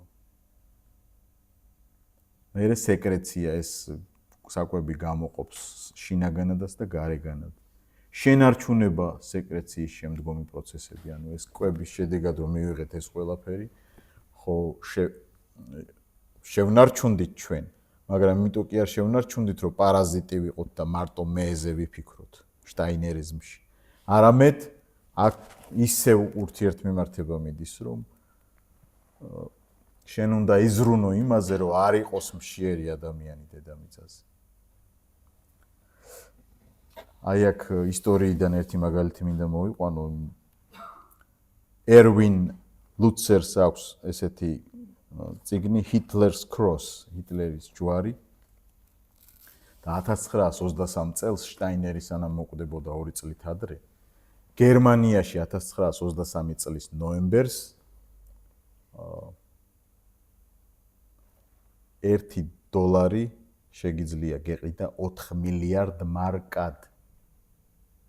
წარმოვიდგენიათ ინფლაციის ხარისხი. და თვითონ შტაინერსაც გავლილი ჰქონდათ ეს სიდუხჭირე ყველაფერი და ამიტომ ძალიან დიდ აქცენტს აკეთებდა იმაზე, რომ აუცილებლად ადამიანმა მას ჰქონდა და წმენა და შეხედულება და სჯეროდა, რომ ადამიანს აქვს პოტენციალი იყოს ჰარმონიული, აქვს პოტენციალი იყოს ისეთი, რომ ურთიერთბედნიერების შესაძლებლობა შექმნას. შენარჩუნებას მოყვება ზრდა, როდესაც ის დასრული ადამიანი უკვე მას აქვს საშუალება, რომ მაქსიმალურად ჰარმონიული იყოს და წარმოქმნა, ანუ ადამიანის შინაგანად ფორმირება სრულიად განსაზღვრულ ფორმაქმნადობაში საჭიროა ეწოდოს წარმოქმნა. მარტივად რას ნიშნავს ეს ახლა, რომ კიდევ ერთხელ წავიკითხოთ. ადამიანის შინაგან ფორმირებას სრულიად განსაზღვრულ ფორმაქმნადობაში საჭიროა ეწოდოს წარმოქმნა. ისევ პოტენციალზე აკეთებს აქცენტს, რომ ამ ყველა სასიცოცხლო პროცესების მიღების შედეგად ადამიანი თვითონ უკვე ხდება ჰარმონიული შემოქმედი იმისა, რომ ჰარმონიული წიაღი შექმნას. ეხლა შეგვიძლია აქ შევისვენოთ, ან შტაინერის ქრისტოლოგიაც გავიაროთ და მერე შეკითხვები.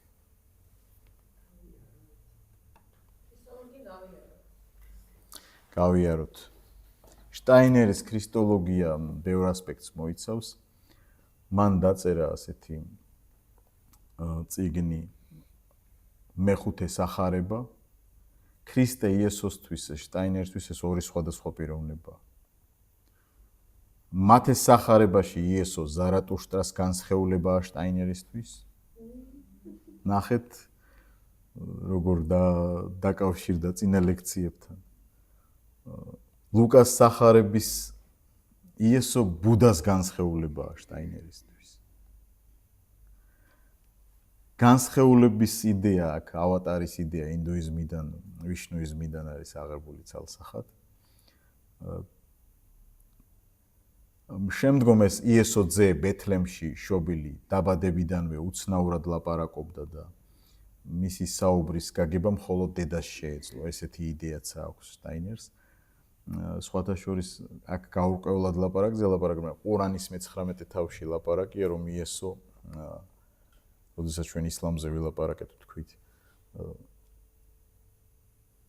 ჩვილი იესო ლაპარაკობს, ელაპარაკება ხალხს, რომ მე ვარ წინასწარმეტყველი, მოვლენილი ღმერთისგან და რომ უმამაკაცოდ დაიბადა, ამაში თავის დედას გამოესარჩლება და ნათესავები მიხვდებიან, რომ ეს ყრმა არის წინასწარმეტყველი. ყურანში 19 თავი სრულიად მარიამის სახელს ატარებს. ერთადერთი ქალია, რომლის სახელიც არის ნახსენები ყურანში და რომელსაც ეძღვნება მთლიანი თავი ყურანისა და ყველაზე ღვთისმოსავ ქალად არის წარმოჩენილი ისლამში მარიამ. მარიამ ესე ქვია მაგ თავს სურას. საინტერესოა რომ წაიკითხოთ. 19 თავი. ყურანის 19 თავი. სულ 114 თავისგან შედგება ყურანი. ესე ურთიერთმიმართებებს გავაკეთებთ. ვფიქრობ, რომ ეს აზრი იქიდან არის აღებული, ხოლო ისლამის შემთხვევაში ეს არაკანონიკური სახარებიდან არის ნასესხები ჩემი აზრით, მაგრამ ეს იდეა არსებობს, რომ შტაინერის შემთხვევაში იესოს ლაპარაკი მხოლოდ დედას ესმოდა, ხოლო ყურანის შემთხვევაში ყველას ესმოდა, მაგრამ ის ჩვილი იყო და ლაპარაკობდა აკუნის ბავშვი. იესო შემდგომ ეცნობა მითრაიზმს, შემდგომ ცხოვრობს იოანე ნათლისმცემელთან, იესეელებთან, ეს უდაბნოში გარიყული ხალხი იყო, აი იუდაიზმზე რო ვილაპარაკეთ, იქ ვახსენეთ ჩვენ იესეველები, რომლებიც მონასტრული ცხოვრებით ცხოვრობდნენ ცალკე და ფიქრობენ, რომ იოანე ნათლისმცემელით მათთან იყო. და შტაინერის აზრით მანდ იყო იესო იოანესთან. შემდგომ იესოს გამოიცხადა ბუდა, ელია, რომ შევაჯამოთ შტაინერის ქრისტოლოგია ესეთი რამ გამოდის. ანთროპოსოფიაში იესო არის რთული გზით შეკრული სხეული, რომელიც ქრისტე იოანე ნათლისმცემის დროს განსხეულდა, შემდეგ ორივე მათგანი ერთიანდება, ანუ მათეს იესო, ზარატუშტრა და ლუკას იესო შტაინერიზმში ბუდა ერთიანდებიან.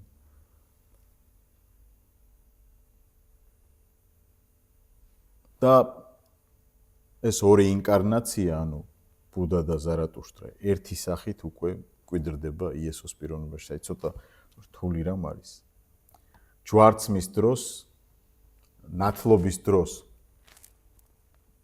ქრისტეს მე გადმოდის ამ იესოში, რომელიც გაერთიანებულია ზარატუშტრასა და ბუდას სახით, ხოლო ჯვარცმის დროს ეს ქრისტეს მე კვლავ მიდის. ეს გნოსტიციზმის იდეა, რომელიც ასწავლიდა, რომ იესო ქრისტე რეალურად არ განკაცებულა, იმიტომ რომ მატერია ბოროტება იყო გნოსტიციზმში. და ჯვარცმაც რეალურად არ მომხდარა გნოსტიციზმში. ეს იყო ზმანებითი. შტაინერის წიგნი ქრისტიანობა როგორც მისტიკური ფაქტი და უძველესი მისტერიებია. ესეთი ფრაზა არის მანდ და ამით დავამთავრებ ალბათ. ღვთაებრივის აღსრულება სწორედ იმაში მდგომარეობს, რომ ღმერთმა საკუთარი ბედისწერა კოსმოსის ევოლუციაში შეიტანეს ღმერთებმა, როგორც ღვთაებრივი მოვლენა და გოლგოთის მისტერიის აღსრულება დაუშვეს. ღმერთი ერთი არ არსებობს შტაინერთან, როგორც უკვე ვთქვი, ღმერთებმა გააკეთეს ისე, რომ ისინი გავლენას ახდენენ ამ სამყაროზე, ხოლო ამ სამყაროში მყოფი ყველას და რაიმეს დანიშნულება არის ჰარმონიისკენ სწრაფვა. შესაბამისად, ჰარმონიული მდგომარეობა არის გადარჩენის საშუალება, თუ გინდათ ასე ვთქვათ. მადლობა ყურადღებისთვის.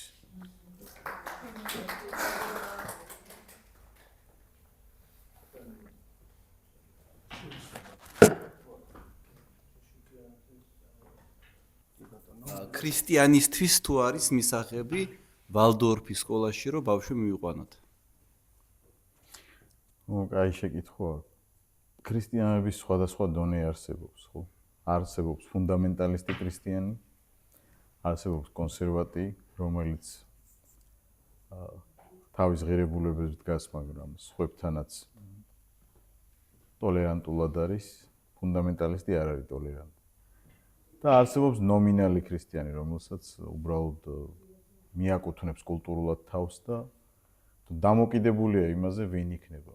ეს თვითონ ქრისტიანი. მეორე ასპექტი, თვითონ მისტიურ ასპექტებს, რასაც ქვია, ანუ იქ გამოსოთ ვალდორფის სკოლაში შენ რო სთხოვო რომ აი მისტიურ ასპექტებში არ ჩართოთ ჩემი შვილი, იმას ჰარმონიულად მოეპყრობიან, ანუ იქ თუ არ უნდა იმ რაღაც იქაური ლოცვის წარმოთქმა, შეუძლია არ წარმოთქვას ის. შეუძლია თავის ლოცვა წარმოთქვას. ამიტომ სუფთა მეთოდოლოგიის კუთხით თუ მისაღებია მშობლებისთვის, მე პრობლემას ვერ ვხედავ. განსაკუთრებით თუ ეს შშმ პირი არის, მე ვფიქრობ, კარგი სკოლაა. თუ არ მოსწონთ ფუნდამენტალისტ კონსერვატ ან ნომინალ ქრისტიანებს ეს სკოლა, შეუძლიათ საპირწონე ანალოგიური რამე შევქმნათ. მეც მივაკუთვნებ თავს ჩემ თავს ქრისტიანებს. კი, მე ვაპირებ. მაგალითად ამ კითხვიდან გამომდინარეობს, რა შეიძლება ვისწავლოთ ვალდორფის სკოლიდან, что აი ეს ჰოლისტური მიდგომა, მისტიური ასპექტი მოვაშოროთ. დაუშვათ ჩვენ არ გვწამს რეინკარნაცია და არ გვწამს, ასე ვთქვათ, ის ჰოროსკოპების დროს ტყემალის დარგვა თუ საზამთროსი. მაგრამ ხომ შეგვიძლია რომ ბიო ფერმა გქონდეს ისევე, ასე თუ ქრისტიანი ხარ და ქრისტიანულ კუთხით გინდა შექმენი ისეთი რამ რომ არაქრისტიანსაც მოუნდეს შენთან სწავლა ან ამ კუთხით თუ უყურებთ, ხო? მე ვერ ვხედავ პრობლემას. მაგრამ გადაწყვეტილებას თვითონ მაინც მშობელი ღებულობს ალბათ. პიკასოს მაგალითს თქვენის მსჯელობა რომ გავაგრძელო, რომ აკრიტიკებდნენ პიკასოს და პიკასო თავის კუთხეში იყო და ხანახაც აკეთებდა და ყველას კარიკატურა, ყველას გამოფინა და თქვენ როგორც გძანეთ, რომ თუ შეგიძლია უკეთესად რაღაც წარმოჩენა, შენ თვითონ უნდა შექმნა ეს ყველაფერი და ველოდებით ბატონი გურამი როდის მიიყვანს თავის ასეთ ლოზუნგს რეალურ ფაქტამდე, რომ რაღაც ახალი სკოლა გაიხსნება და ჩემი კითხვა მდგომარეობა იმაში, რომ ეს ლირული გადახვევა იყო, რომ აი დღევანდელმა ლექციამ და ეს გამიჩინა კითხვა, რომ ამ მოძღვრებამ, ამ იმართულებამ რა გავლენა მოახდინა საერთოდ ამ 20-იან წლებზე და ამ საუკუნეში ამ შტერნის ასეთმა დიდი ჩემთვის გვიროს ბრალია გურამ აი რა გზეგრნა მოახდინა მე-20 საუკუნეზე და საერთოდ დღემდე ახდენს. კი, ანუ თანამედროვეობაზე საერთოდ ეს მაინტერესებდა. პირველი ის რომ მაგ დროს ხო გახსოვთ ახლა გერმანიაში და გერმანულ ხალხში ეს არიული რასის თემა წამოწეულია. 25 წელს კვდება შტაინერი, მერე ვითარდება ფაშისტური გერმანია და სავარაუდოდ ესეთი დიდი პიროვნებები ახლა ვეთანხმებით მე ბევრ რაღაცაში როგორც ქრისტიანი არ ვეთანხმები მისტიურ ასპექტებში განსაკუთრებით. მეთოდოლოგიაზე უფრო ამახვილებ ყურადღებას ხო. მაგრამ ეგ ჩემი პირადი დამოკიდებულება. გავლენა ის იქონია რომ მაშინ ვინც ახლა ფაშისტურ გერმანიაში და ავსტრიაში დევნაში ვინც იყო სხვაგან წავიდნენ და ეს ვალდორფის სკოლაც 1919 წელს ხო პირველი იქვე ავსტრიაში შეიძლება ვწდები ან გერმანიაში მაგ ტერიტორიაზე ევროპაში ჩდება. დღესდღეობით უამრავი სკოლა არსებობს. შტაინერმა ამ ფაშისტების ერთ-ერთი ანთროპოლოგია როგორი იყო, რომ ის ინვალიდი არ არის საჭირო, საუკეთესო უნდა გადარჩეს, ევოლუციის თემა ხო ესე იყო დახვეწილი, რომ უძლიერესი ეს საპირისპიროს ამბობს. ყველანაირი უნდა ღირებული იყოს და ჰარმონია უნდა შეიქმნას. აქ ქრისტიანობა არ მოდის წინააღმდეგობაში. ჩვენთვის ახლა შშმ პირად იბადება თუ ასე ვთქვათ ნორმალურ ადამიანად მაინც პიროვნებაა ქრისტიანებისთვისაც. მე ვფიქრობ ერთ-ერთი ყველაზე დიდი გავლენა ის რომ ადამიანის ღირებულება ისეთი როგორიც არის. ეს არის მისი ერთ-ერთი მთავარი გავლენა. მისტიურ ასპექტებს რელიგიური წარმომავლობიდან და მიკუთვნილებიდან გამომდინარე შეიძლება არ დაეთანხმო და ეს ბუნებრივია. არც ითხოვს ის რომ შენ დაეთანხმო. უბრალოდ ეს მისი შეხედულებაა. როგორც ჩანს ნაცისტებმა ეს არ გაიზიარეს. არანაირად არ ჯდება ეს. არ ჯდება მათ ნაცისტებში როგორ იყო, რომ საუკეთესო უნდა დარჩეს და მე მგონია რომ ეგ არის ერთ-ერთი მთავარი. გძალული იყო გითხომით რომ თქვენი სახელმწიფო არის თქვით კითხვასთან ის ვერ მოესწრო ჰიტლერის ასე ვთქვათ უმაღლეს წვერვალზე ყოფნას. ამიტომ მერე სავარაუდოდ დაიკრძალებოდა, აი მაგ კუთხით არ მიკვლევია. იმიტომ რომ არ ჯდება ეს იმ სოფხედველობაში. მერე ხო შვეიცარიაში იყო ეს თვითონ. გამოიტანეს და ყველა დაწვეს ხო ცნობილი. ინტუიციითაც კი ხვდები რომ ვერ მოვიდოდა ეს თანხმედრაში. ოლიკო ნებიერიძე პირველი პროფესიით მედიკოსი, მეორე პროფესიით ფინანსისტი, მესამეთი მენეჯმენტი, ასე რომ თუმცა იმ სკოლას წარმოვადგენ რომ მგონია რომ თუ ფიზიკა და ბიოლოგია და მეცნიერება როდესაც ფიზიკა, ბიოლოგია და მეცნიერება ზოგადად ამოწურავს თავის შესასწავლ სფეროებს, დანარჩენი შეიძლება რომ დავუტოვოთ ფილოსოფიას. ამიტომ ფილოსოფიის ცოტა სკეპტიკოსი ვარ მოკლედ ფილოსოფიის მიმართ, ამიტომ ჩათვალეთ რომ მანდედან ამოვდივარ კითხვას როდესაც ვსვამ. ესე იგი, კიდევ ერთხელ გავმეორდები წეღანაც გკითხეთ. თქვენ დაიწყეთ იმით, ჩემთვის არის რაღაცეები არათანმიმდევრული, ანუ თანმიმდევრულობა არ ჩანს ამ ფილოსოფიაში და რატო? თავიდან თქვენ დაიწყეთ იმით, რომ შტაინერი ყველაფერს განიხილავდა ჰოლისტურად. პირველ რიგში მინდა ვთქვა, რომ არ ვიცნობ ამ ფილოსოფოს, ახალგაზრდობაში მაქვს წაკითხული რაღაცა წიგნი მოკლედ, რომელსაც მაშინაც არ დავეთანხმე. და დღეს ინტერესის გამო მოვედი, რომ გადავამოწმო მოკლედ. ესე იგი, თქვით, რომ ჰოლისტური მიდგომა აქვს და ამბობს, რომ არ უნდა გაყო შავი და თეთრი, რაღაცა ბნელი მხარე ჩვენი და ნათელი მხარე, ემოციები, გონება არ უნდა გააცალკევო, თუმცა თუ ესე შევხედავთ, ადამიანში თავიდანვე ჩადებული არის პროგრესისკენ სწრაფვა და კონკურენცია და პროგრესისკენ სწრაფვა რომ არ ყოფილიყო, დღეს ადამიანი არ იქნებოდა ისეთი როგორიც არის და კაცობრიობა ესეთი არ იქნებოდა. ანუ ჩნდა ადამიანის გონებამაც და ცნობიერებამაც ევოლუცია განიცადა და ვთქვათ წინა საუკუნეში თუ ვთქვათ გაზის კამერებში შეყავდათ ადამიანები, დღეს ეხა უკვე რაღაცა ცნობიერების ევოლუცია მოიტანა ის, რომ ეს არ შეიძლება, ხო? იგივე შუა საუკუნეებში ბავშვის ცემა ჩვეულებრივ მომენტად ითვლებოდა, დღეს აღარ. ვთქვათ იგივე, რა ვიცი, ანუ ბევრი რამე მოკლედ. და ამ პროგრესმა მოკლედ მოიტანა ის, რომ ადამიანის ცნობიერებას განვითარდა, იმიტომ რომ იგივე ვთქვათ შუა საუკუნეებში ეპილეფსიან ადამიანს კოცონზე წვავდნენ. დღეს ახლა ვამბობთ, რომ დოფამინის არხების პრობლემა არის და სხვა არაფერი, ხო? ამიტომ თუ ვამბობთ, რომ ბუნებასთან ჰარმონია და რაღაცა ჰოლისტური მიდგომა, თუ ეს ადამიანში ჩადებულია პროგრესისკენ სწრაფვა და განვითარება, ხო? რატო უნდა დავაბრკოლოთ ეს და რატო უნდა გადავიქცეთ ამიშებად? ანუ ჩემთვის მაგალითად ამიშებად გადაქცევა სრულიად წარმოუდგენელია, იმიტომ რომ გაჩერება არის პროგრესის და გაჩერება არის იმის, რაც ბუნებამ ჩაგვიდო, რომ წინ უნდა ვიაროთ. იგივე საინტერესო იქნება, რომ დავასრულო.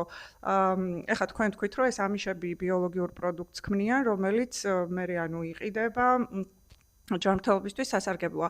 თვითონ ის ამიშები ხომ მოიხმარენ ამ ბიოლოგიურ პროდუქტს. სტატისტიკურად საინტერესო იქნება იმის ნახვა, არ ვიცი, თვითონ ხო ამ პროდუქტის მომხმარებლები არიან. სიცოცხლის ხანგრძლივობა იქ როგორია? ანუ იგივე ეს ჰარმონია, რაც თვითონ მათ შექმნილი აქვს, აისახება იმაზე, რომ ვთქვათ, ჰარმონიასთან ეს ბუნებაში ყოფნა, ან სიცოცხლის ხანგრძლივობაზე, ან ურთიერთობებზე, ან აი რა ვიცი, რაღაცნაირად მაინც თუ რაღაცა, ვთქვათ, მაგალითად 100 წელზე მეტ ცოცხლობენ, ან რაღაცა მსგავსი, რითიც შეიძლება ვთქვათ, რომ აი ეგეთი ჰარმონია მისაღები არის და იქ უნდა დავბრუნდეთ უკან. ეგ არის ჩემი კითხვა.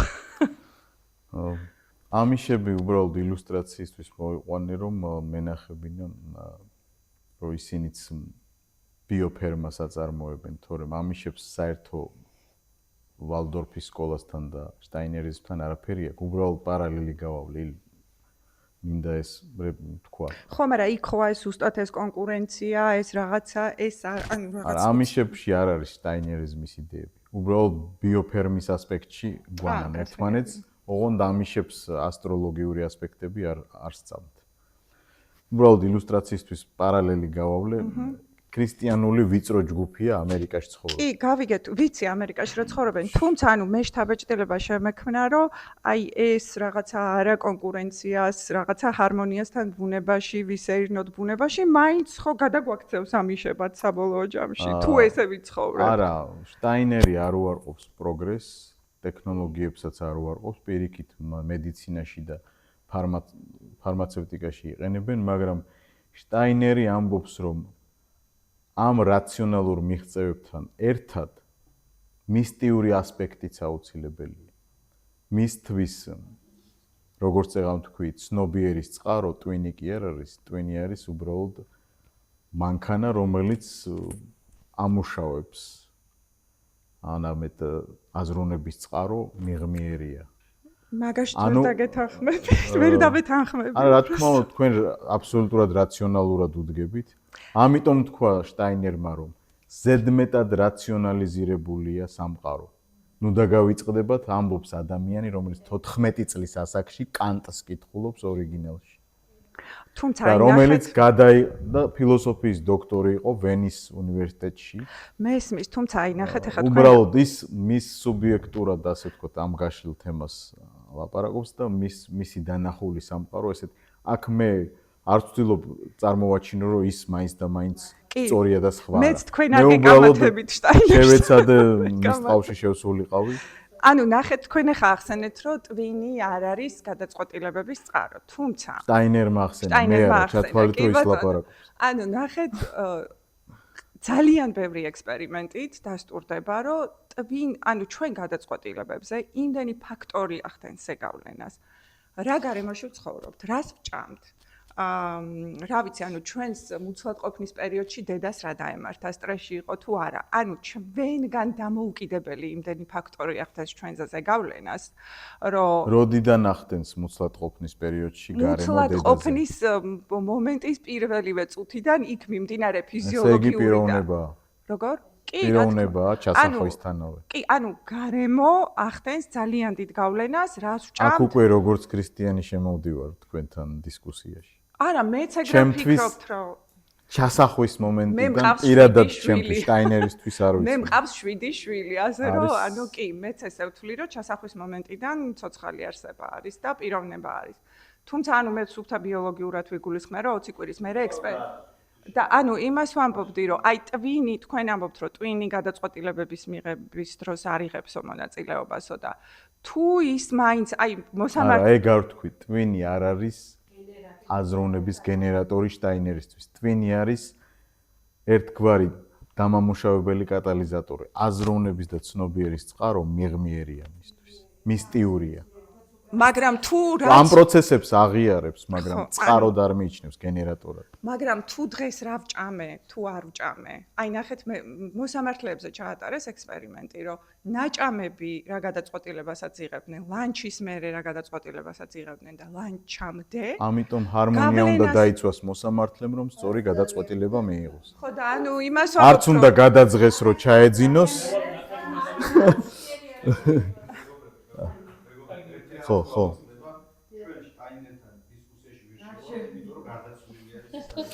არა, მე ვცდილობ მისი პოზიციიდან. კითხვა არის ლაშას კომპეტენციიდან გამომდინარე გასცემს პასუხს.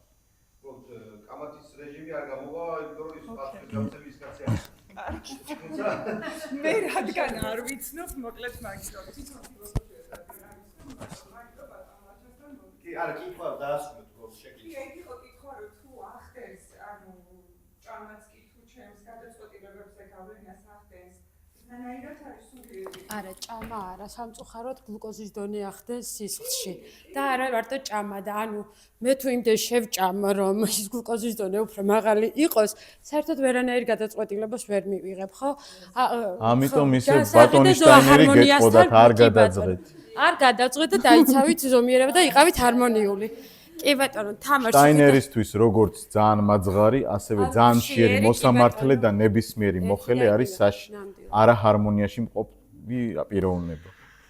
მოგესალმებით კიდევ ერთხელ თამარ სუხიტაშვილი, ექიმი და მედიცინასთან ახლოს მდგომი. მეცნიერება დახეცურიანი არის ჩვენი ანატომიის კათედრის იყო და რექტორი, რომელმაც თქვა ესეთი რაღაცა, რომ ტვინში უფრო ადრე ხდება გადაწყვეტილებების მიღება, ვიდრე ჩვენ ამას ვახმოვანებთ. ხო, ტვინში უფრო, ანუ იმ ტვინში, რომელიც არის მატერიალური ნაწილი ადამიანის, ხო, არსებობს, სადღაც რაღაცა მოხდა, ამ ეს იყო დაახლოებით 5 წლის წინ მე მგონი. ანუ ხო, არა, ვერ დაასწრო. მან გაახმოვანა ჩვენს აუდიტორიაში, რომ ის ტვინში ინფორმაცია რაღაცა უფრო ადრე დამუშავდა და სანამ ჩვენ გავახმოვანეთ, ის გადაწყვეტილება უკვე მიღებული იყო. 2 წამით, კი ბატონო. კი ბატონო, მოვადრო ალბათ როგორც ჟღალთმიანებს, როგორც ეპილეფსიანებს გადასცემდნენ ანათემას და იძახდნენ რომ ჟღალთმიანებს აქვთ ეშმაკთან რაღაც კავშირი დაწვავდნენ, ალბათ ესეც შეიცვლება. რაც შეეხება შტაინერს, მე ადვოკატად ვერ გამოვდგები, უბრალოდ მინდა ჩემი გამოცდილება გავაზიარო და ეს არის საკუთარი შვილებიდან მიღებული გამოცდილება და მათი მეგობრებიდან. რომ ამ სკოლაში სწავლის საქართველოშია მეგობრის შვილი იყო და ჩემმა შვილმა იქ მიიღო ეს განათლება, მას მერე უფრო გახსნილები, ბატონო, მიუნხენში. რომ და იყო ოჯახში, რომელ ოჯახშიც თაობები სწავლობდნენ შტაინერის საფუძველზე შექმნილ ანუ ვალდორფის სკოლაში. არიან უფრო ტოლერანტულები, არიან უფრო ჰუმანურები, არიან უფრო პროდუქტიულები, როგორც სოციალური არსებები და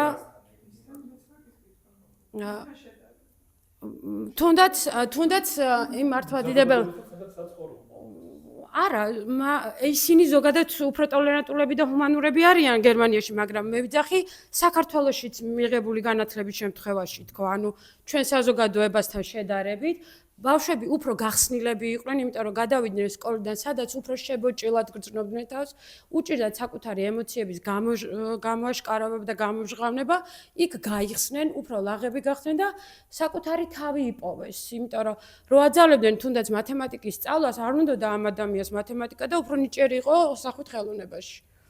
და უფრო პროდუქტიული გახდა იქ.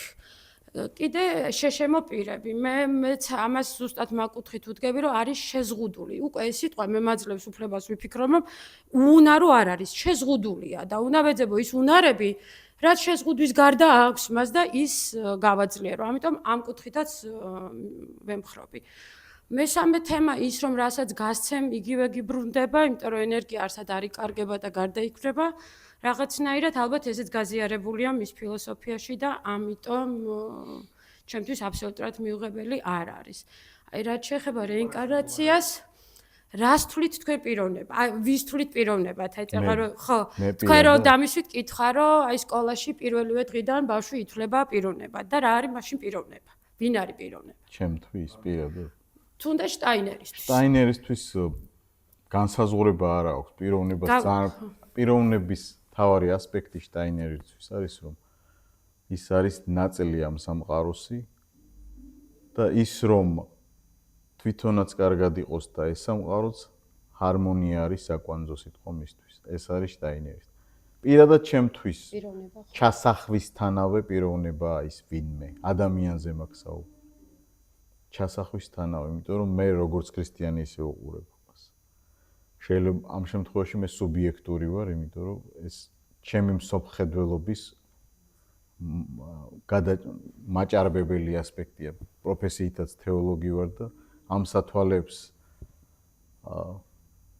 ვერ მოვიშორებ ბოლომდე. ოსტატი და მარგარიტაზე რო ამზადებდი ლექციას, მიზანი მქონდა რომ თეოლოგიურ პოზიციას გავქცეოდი, მაგრამ არ გამომივიდა მაინც. თუმცა რავი, ვეცადე.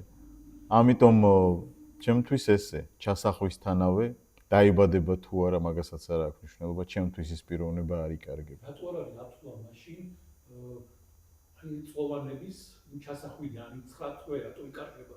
თუმცა დედის მუცელში არის ბავშვი. აი მაგალითად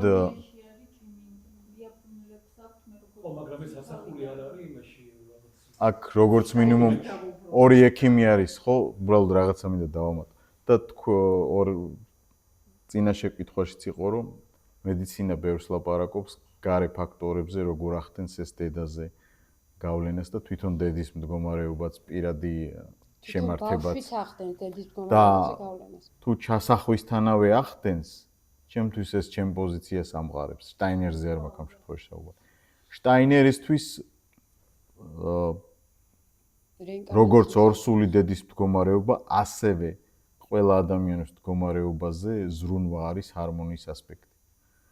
რაც შეეხება ენერგიაზე რო ბრძანეთ ბრუნდებაო, პავლე მოციქული წერს ამაზე, რასაც დასთესავს კაცი, იმას მოემკის. გალატელთა ეპისტოლეში წერს.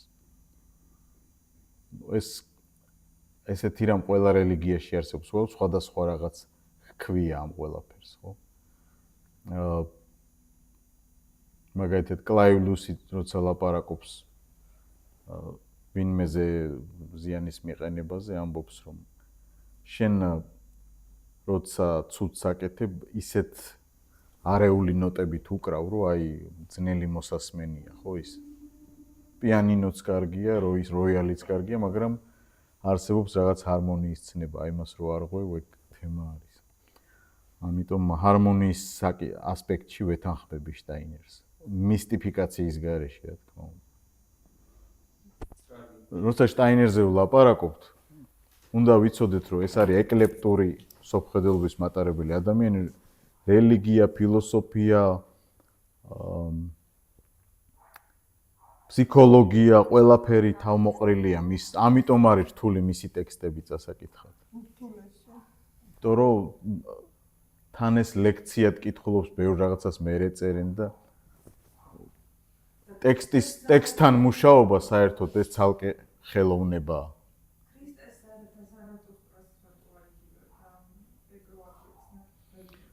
იმიტომ რომ სხვა რელიგიების გავლენის ქვეშ იყო და ამ რელიგიების ჰარმონიზაციასაც ცდილობდა ერთ-ურთთან. და რახან ქრისტიანულ სამყაროში იყო, ქრისტოცენტრულობით განიხილა ზარატუშტრას და ბუდას თუ დუალიზმს უარყოფდა, ანუ ქრისტეში მოვიდაო, ხო? და იცით რა მაინტერესებს? დუალიზმი მან დარაფშუაშია, მან არის ავატარის ცნება, ინკორნაცია. ხო. იცით რა მაინტერესებს? წერან თქვენ თქვით, რომ შტაინერი თვლიდაო, რომ ადამიანი დედამიწის წარმოშობამდე არსებობდა. ანუ ეგრეთ ოფიციალურად ეგეთი სწავლება, მტკიცებულება. ხო, ანუ ის წარღვნა, ეს ნოესკიდობანი ბაბილონი დედამიწის გაჩენამდე ადამიანია შექმნილი მისთვის. არა, სრულიად. ხო, ეს ცოტა ისეთი თემა არის, რომ ადამიანი შეიქმნა დედამიწამდე. შტაინერი ესე ფიქრობდა და თვითონ ადამიანი ვინ შექმნა? შტაინერის მიხედვით. სულიერმა სამეფომ, რომელიც ვახსენე და ძალები, შტაინერისთვის ერთი ღმერთი არ არსებობს. ყველა ანგელოსთა დასი და ვისაც შენ ჩათვლი ერთ ღმერთად, ერთობლივად ქმნის. მარტო ერთია ცალკე. აი სულიერი სამყარო იერარქიულია? მისთვის? არა. იერარქიული არ არის. არა. იმიტომ რომ და იერარქია ჰარმონიის დარღვევაა იერარქია. ხო, ანუ ანგელოზები არის იერარქიული, ხო? იქიდან აიღო, მაგრამ მისთვის არ არის იერარქია. მისთვის არ არის. და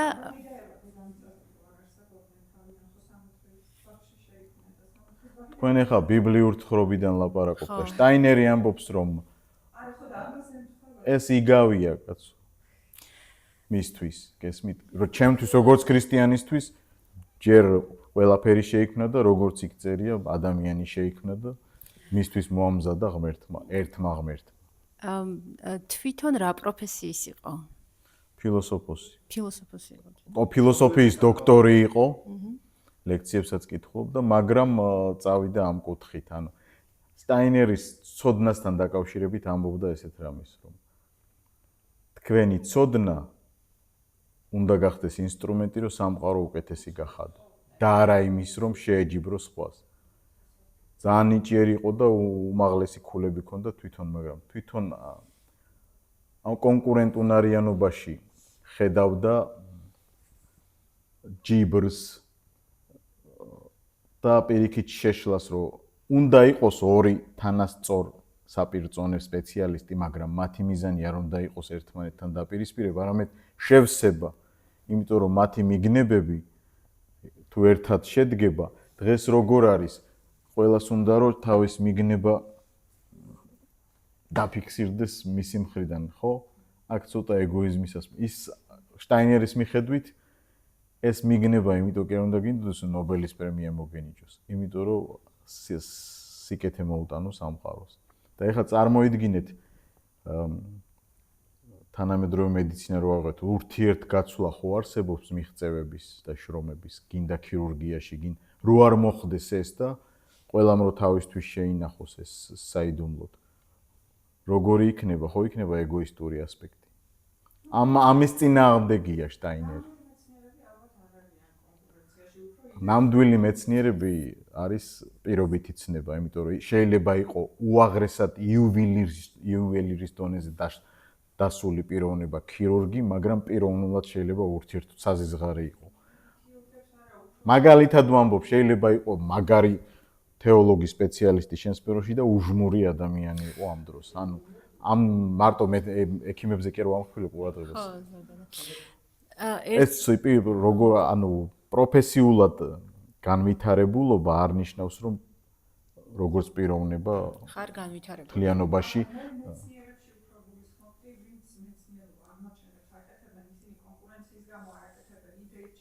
ეგეთებიც არიან, მაგრამ არიან ისეთებიც, ვინც თავიანთ საიდუმლოს არაფრის ფასად ძვირად გაყიდიან. მერკანტილური მიზნებიც არსებობს. მაგალითად, არის ისეთი კლინიკა, სადაც ლაშაბართია ვერასდროს ვერ გაიკეთებს ოპერაციას. მე. იმიტომ რომ არ მეყოფა რესურსი. შტაინერი ამის წინააღმდეგია. ამბობს, რომ შენი ქირურგიული მიღწევა თანასწორად აიმ შშმ პირისთვისაც, რომელსაც არა აქვს თანხა, შენ უნდა შექმნა ისეთი გარემო, რომ კონდეს. ეს არის მისი იდეა, ამაში მე ცუც ვერაფერს ვერ ხედავ. განვითარებით მას განათლებას ვერ დაუწუნებ, თავის სფეროში არის პელე. უბრალოდ ბევრ რაღაცა შეიძლება არ დაეთანხმო, მაგრამ არსებობს ისეთი მოსაზრებები, რომელიც მართლა საგულისხმოა ჩემი აზრით. ხო, მაგრამ ამ სისტემას უნდა ჯანდაცვა აწესრიგებს და სახელმწიფო რო შექმნას ისეთი ჯანდაცვა, რომ ხოლმე აწესრიგებს. შექსპირის არ იყოს ყოფნა არ ყოფნა საკითხავია. ერთ შეკითხვას დავსვამ და მე გადავცემ. ახსენეთ, რომ მედიცინაში იყენებენო შტაინერის, აი კონკრეტულად რას იყენებენ, მაინტერესებს, ანუ მიდგომას იყენებენ თუ არის რაღაცა მიმდინარეობა შტაინერის რაღაც მედიცინაში? აი მაინტერესებს. აი ესეთი კომპანია არსებობს, ველედა ქვია.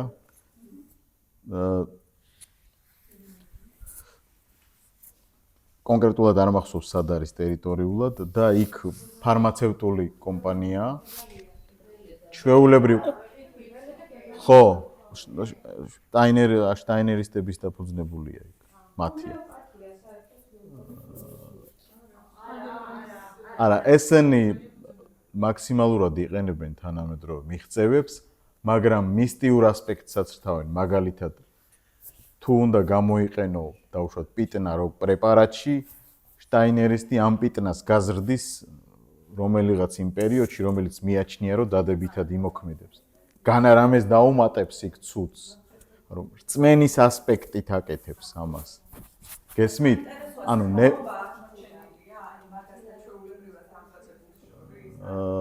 თვითონ თვლიან რომ ეს უფრო შინაგან ანუ მარტო ფიზიოლოგიურ სიკეთეს კი არა სულიერ სიკეთესაც მოვტას.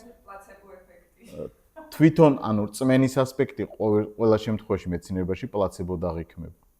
მაგალითად თქვენ როგორც ექიმს გწამთ, ქრისტე რომ მკვდრეთით აღდგა. როგორც ექიმს არა, როგორც ქრისტიანს კი. ხო ხედავთ, ანუ თქვენ უკვე დუალისტურ სამყაროში ცხოვრობთ. შტაინერისთვის ეს მიუღებელია. ის ამბობს რომ რაციონალიზმს აქვს ჩიხი ამიტომაც ის არ არის მთავარი გენერატორი აზროვნების, არამედ მიღმიერია. ამ პლაცებოზე ეფექტის მეცნიერებაში გამოდი არ არის ახსნილი, რატო ხდება? არ არის ახსნილი. ზოგადად ტვინის მუშაობა ეხლა ნეირონის ამბავს ვინც მიყვება და ვინც ტვინზე მუშაობს, ურთული როგორ მუშაობს ეს ყველაფერი არავინ ბოლომდე ხო არ იციან. კი არის მიღწევები, მაგრამ მე მაქვს ესეთი შეკითხვა, რომ დაუბრუნდეთ ჩვენ სასაუბრო თემას, იმიტომ რომ ეს საინტერესოა ლექცია, მაგრამ ღერს რო არ გავწდეთ. ანთროპოსოფია მე მეჩვენება რომ რაღაცნაირად რელიგიის ფორმას იძენს რაღაც თვალსაზრისით რა. ბევრ ადამიანში ესე განიხილება. მე ესეთი შეგრძნება დამეუფლა, როცა გავეცანი ცოტა ახლოს ამ ამბავს. როგორ არის, ანუ თანამედროვე სამყაროში როგორ აღიქმევა და თქვათ პირადად შენი აზრიც როგორი არის, ხო არ აქვს ფორმები საიმისოთ, რომ თქვათ ახლა თუ არა, მალე გახდეს რელიგია და ამას ბარემ მივაბავ მეორე ამბავს, რომ რელიგიები იდეაში ხშირად არის ინტერპრეტაციები. ანუ ერთს ამბობს დამფუძნებელი და მეორეს ამბობენ მერე მისი, ასე ვთქვათ, მიმდევრები. ხშირად ესე ხდება ხოლმე რა. შტაინერის ცხოვრებას და თქვათ იმ ლექციებსაც რო ნახავ, ხანდახან ის რადიკალურად აცდენილი არის შემდგომ ინტერპრეტაციებს. მათ შორის მაგალითად სიკეთისა და ბოროტების იდეა შტაინერის ცოტა სხვანაირი იყო, მე ცოტა სხვანაირია. თქვათ აი ქრისტიანობის იდეა, მე ნუ თქვათ ტექსტების განხილვები ანთროპოსოფები ტექსტებს აბსოლუტურად სხვანაირი კუთხით განიხილე, ჩემთვის ეს საინტერესოა და მაგითო ვაკვირდები. ანუ სხვა ხედვით ხედავენ ნაწარმოებებს, ზოგს ვეთანხმები მომწონს. მაგალითად გალაქტიონის ია. ქრისტეს ჯვარცმაზე არის ეს ტექსტი ანთროპოსოფიული თვალთახედვით და მომწონს, კარგი აზრია, ასე ვთქვათ რა. მაგრამ ხშირად ეს უფრო ალეგორია ჭარბობს, როგორ ფიქრობ? სად? ანთროპოსოფებში. ხო და მაგას ვამბობ, რომ აი სივრცე ისეთი დაიტოვა თითქოს ამ ამბავმა, რომ მე ვხედავ იმის რესურს კი არა და როგორ თქვა, საშიშროებას, რომ ეს რელიგიად ჩამოყალიბდეს რა. და როგორ ხედავ ამას და რა გავლენა აქვს ზოგადად თანამედროვე სამყაროზე? კი. მე უბრალოდ არ ვამბობ პირდაპირ ჩამოყალიბებული, ჩემი აზრით აქვს ყველა ნიშანი საიმისოთ, რომ კი, სადაც მიღმიერი ასპექტი შენარჩუნებულია, იქ ყოველთვის არსებობს რელიგიის ასპექტი. ცალსახად რელიგიაც არის, მაგრამ მხოლოდ რელიგიაც არ არის. მთლიანობაში ძალიან ეკლეპტური არის. შტაინერისტი მაგალითად სასწაულს და რაციონალიზმს ჩვეულებრივ არ დააპირისპირებს პირიქით. იტყვის, რომ ამის სფერო აქამდეა, ამის სფერო აქამდეა. რაც შეეხება როგორ განვითარდა შტაინერის იდეა ის იყო, რომ ეს სკოლები არ უნდა ყოფილიყო ფასიანი. დღეს კომერციული ასპექტი არის შემოსული, ამიტომ დღეს რო შტაინერი ცოცხალი ყოფილიყო, როგორც დამფუძნებელი პრეტენზიებს წაუყენებდა ამ სკოლებს. ეს ერთი. ზოგიერთ ქვეყანაში არის ეს ჰუმანიტარული ასპექტი უფრო შენარჩუნებული, უმრავლესობა შემთხვევაში მერკანტილური გახდა და გაცდნენ ისინი თავიანთი მოძღვარის სწავლებებს. რელიგია დევს ამაში და მეცნიერებაც დევს, მისტიკა დევს, ყველაფერი ერთად არის. ფსიქოლოგიაც დევს, ფილოსოფია და რელიგია ნუ გადაჯაჭვულია ახლა. ინდუიზმში მაგალითად ცალკე ფილოსოფია და რელიგია არ არსებობს. იგივეა შტაინერთანაც. მისთვის მთლიანია whole სამყარო და ამ ყველაფერში ხარ შენც და აქ უნდა იყოს ჰარმონია, ესე უყურებს. რელიგიასაც აქვს იქ ადგილი. რელიგიაც არის შეიძლება ვთქვათ, მაგრამ მხოლოდ რელიგია არის. მშობლები ყავდა საინტერესო რაღაცა ისეთი შთაბეჭდილება მრჩება, ისეთი შემრიგებელი ტიპია, რომ წესით მშობლები ჭუბობდნენ მაგის ხშირად და რაღაცა ამბობ ხო არ იცი თუ უნდა მოვიცი. აი ამ მშობლების დეტალებზე არ გადავსულვარ. არა მგონია სიცოცხლეში მაინტერესებს როგორ მიიღეს თვითონ გარემოცვა. ქონდა ბევრგან პოპულარობა, უარყოფაც ქონდა. მაგრამ მერე უფრო გახდა პოპულარობა. ანუ ქრისტე მოვიდა შტაინერის მოძღვრებით ჩვენ ცოდვების გამოსასყიდად არა, ხო? ანუ ჩვენ დასახმარებლად. შეიძლება კიდე რო ანუ შტაინერის მოძღვრებით, ანუ როგორც გავიგე, ქრისტე მოვიდა ჩვენს დასახმარებლად და არა ჩვენი ცოდვების გამოსასყიდად. ცოდვების გამოსყიდვის ცნება არ არის იქ. როგორც ინდუიზმში. მაშინ დასახმარებლად მოვიდა, ხო, ხო, ადამიანთა ერთ-ერთი საშუალებაა უბრალოდ, ერთ-ერთი ავატარი არის იმ მრავალთაგან. აი ეს ბოროტების ორი ასპექტისზეც რო ილაპარაკოს, არიმანი და სატანა. კი, აქვს, ხო. ეგ როგორც ესეთი თემა. ეგეც არის შტაინერთან არიმანი და ლუციფერი. ლუციფერი, ხო. და ორივე შემთხვევაში როგორ არის, კი არა პირისპირებს ამ ყველაფერს. ამას ისევ ადამიანის მესთან აკავშირებს, რომ თუ ზედმეტად საკუთარ თავზე ორიენტირებული იქნები, აი ლუციფერის მდგომარეობაში აღმოჩნდები. თუ ზედმეტად შეჯიბრში გადახვალ, აჰრიმანის, ანუ ბოროტის პოზიციაში აღმოჩნდები. აი ამ კუთხით განიხილავს, დუალისტურად არ უყურებს, როგორც ადამიანის მოქმედების ჭრილში უყურებს. აი შე რო თქვი ერთი პერიოდი მეორეს ეწინა, მისი სოფხედველობაც ვითარდებოდა, ეს ეტაპები ყველასა აქვს. გინდათ წმინდა მამები ავიღოთ ავგუსტინეს დასაწყისში სხვა მტკიცებულ მერე იცვლის აზრს, არის ეს მასთანაც არის, იყო ეგ პერიოდი რომ ეგრე უყურებდა, მაგრამ მერე ეს დუალიზმი საერთოდ მოაშორა. იმიტომ რომ ეგ როგორ ამბობს ციო პირობითად თუ ვთქვათ ბერი სადღაც მონასტერში უყოვარებას მისდევს და ვთქვათ რა ვიცი საერთოდ აჭამაზე ყოველდღე უარს ამბობს და არის რაღაცა ძალიან ხასული სხვაგან ის ლუციფერულ იმას ვთქვათ ენერგეტიკას ატარებს და ამ პარტავნებაში უფრო მეტად მიდის, ამიტომ მისი დაბალანსება აუცილებლად საჭიროა. ან მეორე სულ ვიღაცა მეორე ბერი რომელიც კი ბატონო. ჩიპიტადის რაღაცებს აკეთებს, ის ეს არის არიმანული გამოვლინება ასე ვთქვათ. კი. ამას პირიქით ჭირდება მერის. ისევ ჰარმონია ნახე საკვანძო სიტყვა. მის სოფხედველობაში საკვანძო სიტყვა არის ჰარმონია. ყველაფერში, ეს ჭამას ეხება თუ პროფესიას, ყველაფერში. ხო, ბოდიში ვიხდი უბრალოდ განმარტებს. არიმანი და ლუციფერ შორის რა განსხვავება? უბრალოდ მე ეს დეტალები არ ვიცი. ორი ტიპია რა ეშმაკის. განსხვავება, ანუ რა მიმართულებით არის განსხვავება? მაგალითად ლუციფერის შემთხვევაში საკუთარ მეზე იქნები უფრო ორიენტირებული, აჰრიმანის შემთხვევაში ისეთ რამეს აკეთებ, რომ სხვას აზარალებს. პირობითად. ენერგია ეს არის სრულიად ზეციური ასე კი. ვთქვათ, ენერგია, რომელიც მიწაზე არ აინტერესებს, მას არავით არ მიწიერება და არიმანულია სრულიად მიწიერი ენერგეტიკა, რომელსაც საერთოდ ზეციური ამბავი არ აინტერესებს. ეხა ეს იდეა მოდის ინდუიზმიდან და იქ როგორ იყო?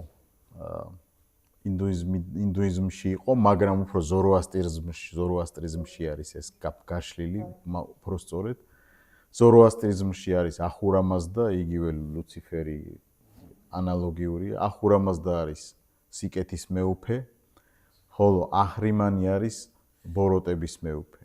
ზოროასტრიზმში ესენი თანასწორები არიან, ერთი ზარვანის შვილები არიან ორივენი, ზარვანი სხვათა შორის ნახეთ თვითგანაყოფიერების იდეაც საიდან მოდის. ზარვანს საიდან ჩაესახა აჰრიმანი თვითონ განაყოფიერდა თავის თავად, ნახეთ ზოროასტრიზმთან კავშირი. კარგია რომ შემეკითხე. და მაგრამ თვითონ ზოროასტრიზმშიც, კლასიკურ ზოროასტრიზმშიც საბოლოოდ ახურამაზდა, ანუ სიკეთის მეუფე იმარჯვებს აჰრიმანზე. ხო ის წრეებია, ეგრე არ ვისწავლეთ, ჯერ არა, ეგ ინდუიზმია. ზოროასტრიზმში წრეები არ არის. ზოროასტრიზმში არის ეპოქები, პირველ ეპოქა. ნახეთ პირველ კარგი მონაწილეობს, მე ჰარიმანი, მე არა, საშუალო და ასე შემდეგ. არა, უყურეთ, პირველ ეპოქაში ზოროასტრიზმში ახურამაზდა მეფობს, მეორეში უტევს აჰრიმანი, მესამეში თანაბრდებიან და მეოთხე ეპოქაში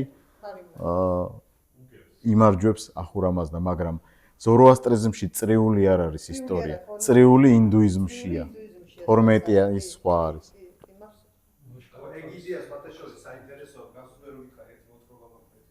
მაგის გავლენი დაწერილი, ეგ არის, ეგ თემა. მაშინ წავიკითხე ეგ და უნდა წავიკითხო ეგ. აი ეგ იყო ძალიან დიდი გავლენა მოახდინა ჩემზე.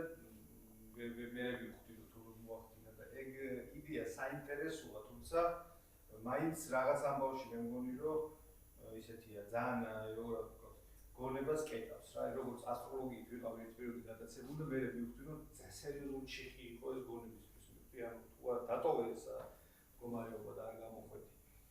ყველაფერს მოარგებთ მაგას. ეხლა გუშინ რაღაც ეთერში ვიყავ ტელევიზორში და გოგოიძე და ლაპარაკობდა რომ აი შენბინას თუ აქვს სამიანი ესეთი რაღაცა მოხდება, ოთხიანი რაღაც და უყურებდი მივხვდი რომ აი რა დონის ილუზია შეიძლება ადამიანმა იცხოვოს. ჰარმონიზაცია ახაც ყველას ანუ то ფესვები ლუციფერის და აჰრიმანის საკითხს ზოროასტრიზმში აქვს. და ეს რა მოინტერესებს ქრისტიანობაში არის ესე ჩაშლილი? რა ბოროტების და როგორ არ არის? არა ეგ არა როგორ არ არის ქრისტიანობაში მაგალითად დუალიზმი არ არსებობს. ქრისტიანობაში ბოროტებას თავისთავადი არსი არ აქვს. ხო, არსი არის. ნახეთ, ეს რას ნიშნავს? ბოროტება არ მყოფობს ცალკე საპირწონედ. ბოროტება არის დამახინჯებული სიკეთე ქრისტიანობაში. ანუ სინათლის ანგელოზი დაცემას ირჩევს. ერთად არსებობს. ამიტომ ამბობს კლავიუსი, რომ ცუდად დაკრული მელოდია არის ცოდვა. ანუ ნოტებს არ ითვალისწინა. სიგნალი არის სინათლის ნაკლებობა. კი ბატონო, ხო, ბევრი მაგალითია. ტერმინი ვის შემოაქვს ხო იმაინტერესებს? რომელი? თვითონ შტაინერს. მაგრამ ლუციფერი ლათინური ვერსიაა სატანის, სინათლის ანგელოს ნიშნავს. აჰრიმანი კონკრეტულად ზოროასტრიზმის ტერმინოლოგია, რომელიც ბოროტების მეუფეა. აჰრიმანი და ახურამაზდა არიან ზარვანის შვილები, მაგრამ ეს ზარვანისტულ ზოროასტრიზმში.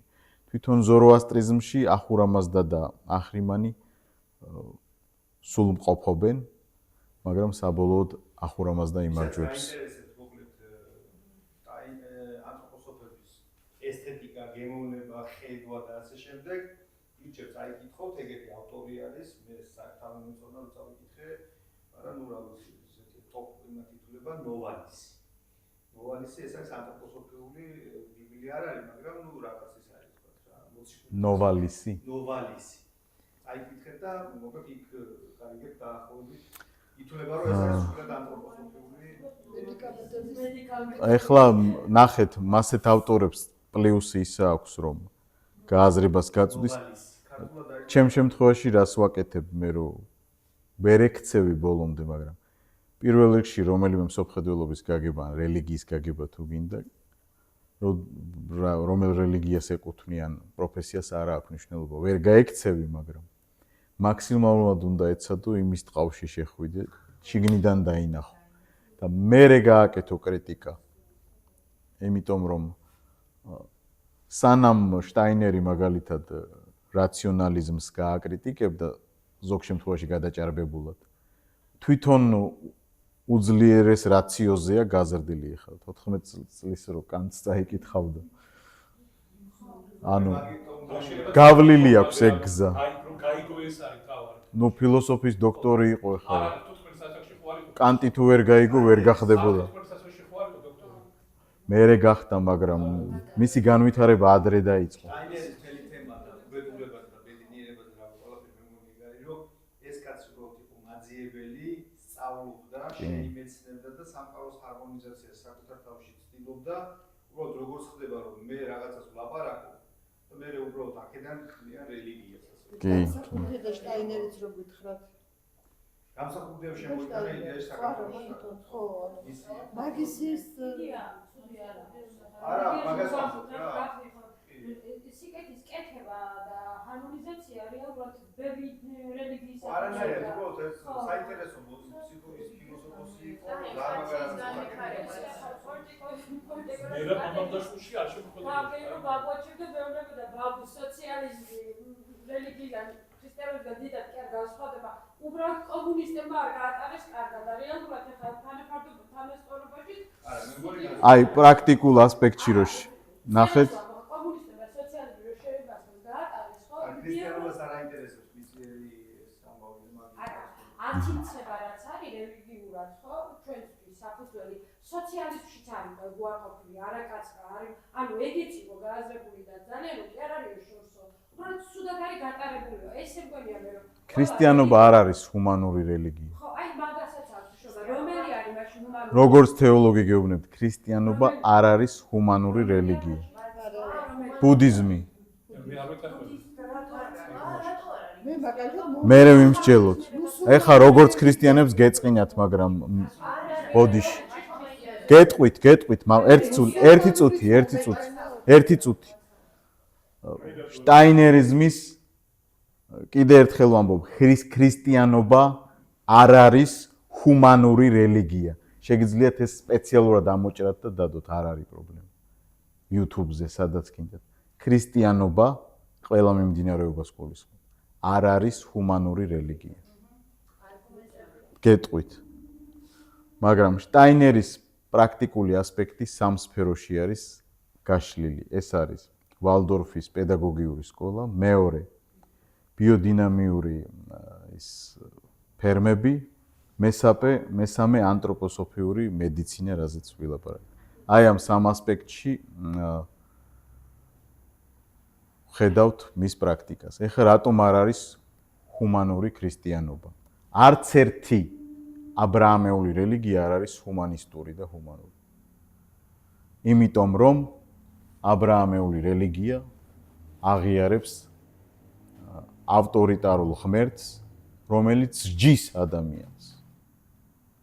და მე ვაღიარებ, რომ ჩემი ღმერთი თავის სტანდარტებით ადგენს პერიოდს, ზომას, კონკრეტული პიროვნების, ერის, ხალხის. ეს არ ხდება უცებ, რა თქმა უნდა, ის მოწყალეა, მაგრამ ამავდროულად დამსჯელიც არის. ერთადერთ ილუსტრაციას მოვიყვან წმინდა წერილიდან. წარღვნა. ცოტა ხანია, სულ ერთი წუთი შეიძლება რომ მომისმინოთ. 100 წელი თითქმის ქადაგებს ნოე, 500 წლის ასაკში იწყებს მოღვაწეობას. პეტრე ამბობს, რომ ის იყო სიმართლის ქადაგებელი. ეს ეპოქა დაბადების შესაქმეს წიგნის მე-6 თავში დახასიათებული ადამიანები იყვნენ სასტიკები და ამორალურები.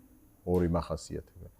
სასტიკი ნიშნავს, რომ სხვა პიროვნების მიმართ იჩენდნენ ყველანაირ სისასტიკეს, ამორალური ნიშნავს, რომ ყველანაირად იყვნენ გარყვნილები როგორც სქესობრივ, ასევე ყველა ასპექტში. 100 წელი ქადაგებს ნოე ითმენს და მერე ადგენს სასჯელს. იხოცება ეს თაობა, არც ერთმა ყველაზე წარუმატებელი ქადაგებელია კაცობრიობის ისტორიაში ნოე. არავინ არ მოინანია 100 წელიწადში, საუკუნეში. და როდესაც არ მოინანია, ის ხალხი წყლით გაანადგურა ღმერთმა. ჰუმანურია ღმერთი, გეკითხებით. გეკითხებით, მიპასუხეთ. ადამიანის მოკლა ჰუმანურია? მე გეტყვით თქვენ ჩემს მოსაზრებას. ანუ ჩვენი ბიბლია ძველი აღთქმა და ახალი აღთქმა, ხო? ანუ მე ქრისტეს მოღვაწეობაზე ვთქვათ. ძველი აღთქმა მართლა არ არის ჰუმანური. ნებისმიერ შეიცვალა ღმერთი? არ შეცვლილა ღმერთი, თუმცა ქრისტემ გაახუმანა. კარგი, ახალი აღთქმა არა. ახალი აღთქმიდან მოვიყვან ტექსტი ახალი აღთქმიდან სპეციალურად თქვენთვის. გამოცხადების მეორე მესამე თავი. ეკლესიებს წერს. ვიკვლევ თირკმელებს და გულს. დავცემ ზოგ თქვენთაგანს, ზოგი მოკვდება. თუ არ მოინანიებთ, ზოგმა პირველი სიყვარული დაკარგა. ქრისტე ეუბნება ეკლესიებს. როცა არმაგედონი ხდება 7 სასჯელის საკითხი ახალ აღთქმაშიც არის. მრავალჯერ რისთვის დადიან მოციქულები და ქადაგებენი, რომ ადამიანი შემოურიგდეს ღმერთს, შემორიგების მსახურებას უწოდებს ამას პავლე მოციქული კორინთელთა მიმართ ეპისტოლეში, მეორე ეპისტოლეში, მე-5 თავში, მე-19 მუხლში. შემოირიგა სამყარო ღმერთმა, მაგრამ საჭიროა რომ ადამიანმა პიროვნულად გადაწყვიტოს. ღმერთი, რომელიც ჯის თანასწორ საპირწონედ არის ძველ აღთქმაში და ახალ აღთქმაში, ღმერთი არ შეცვლილა. ამიტომ ჰუმანური ამ კუთხით, რომ არ მოკლავს ღმერთი ადამიანს, ქრისტიანობა, იუდაიზმი და ისლამი ვერასდროს ვერ იქნება.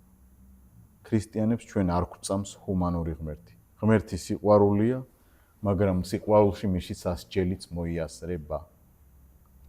მაპატიეთ, მაგრამ ასეა.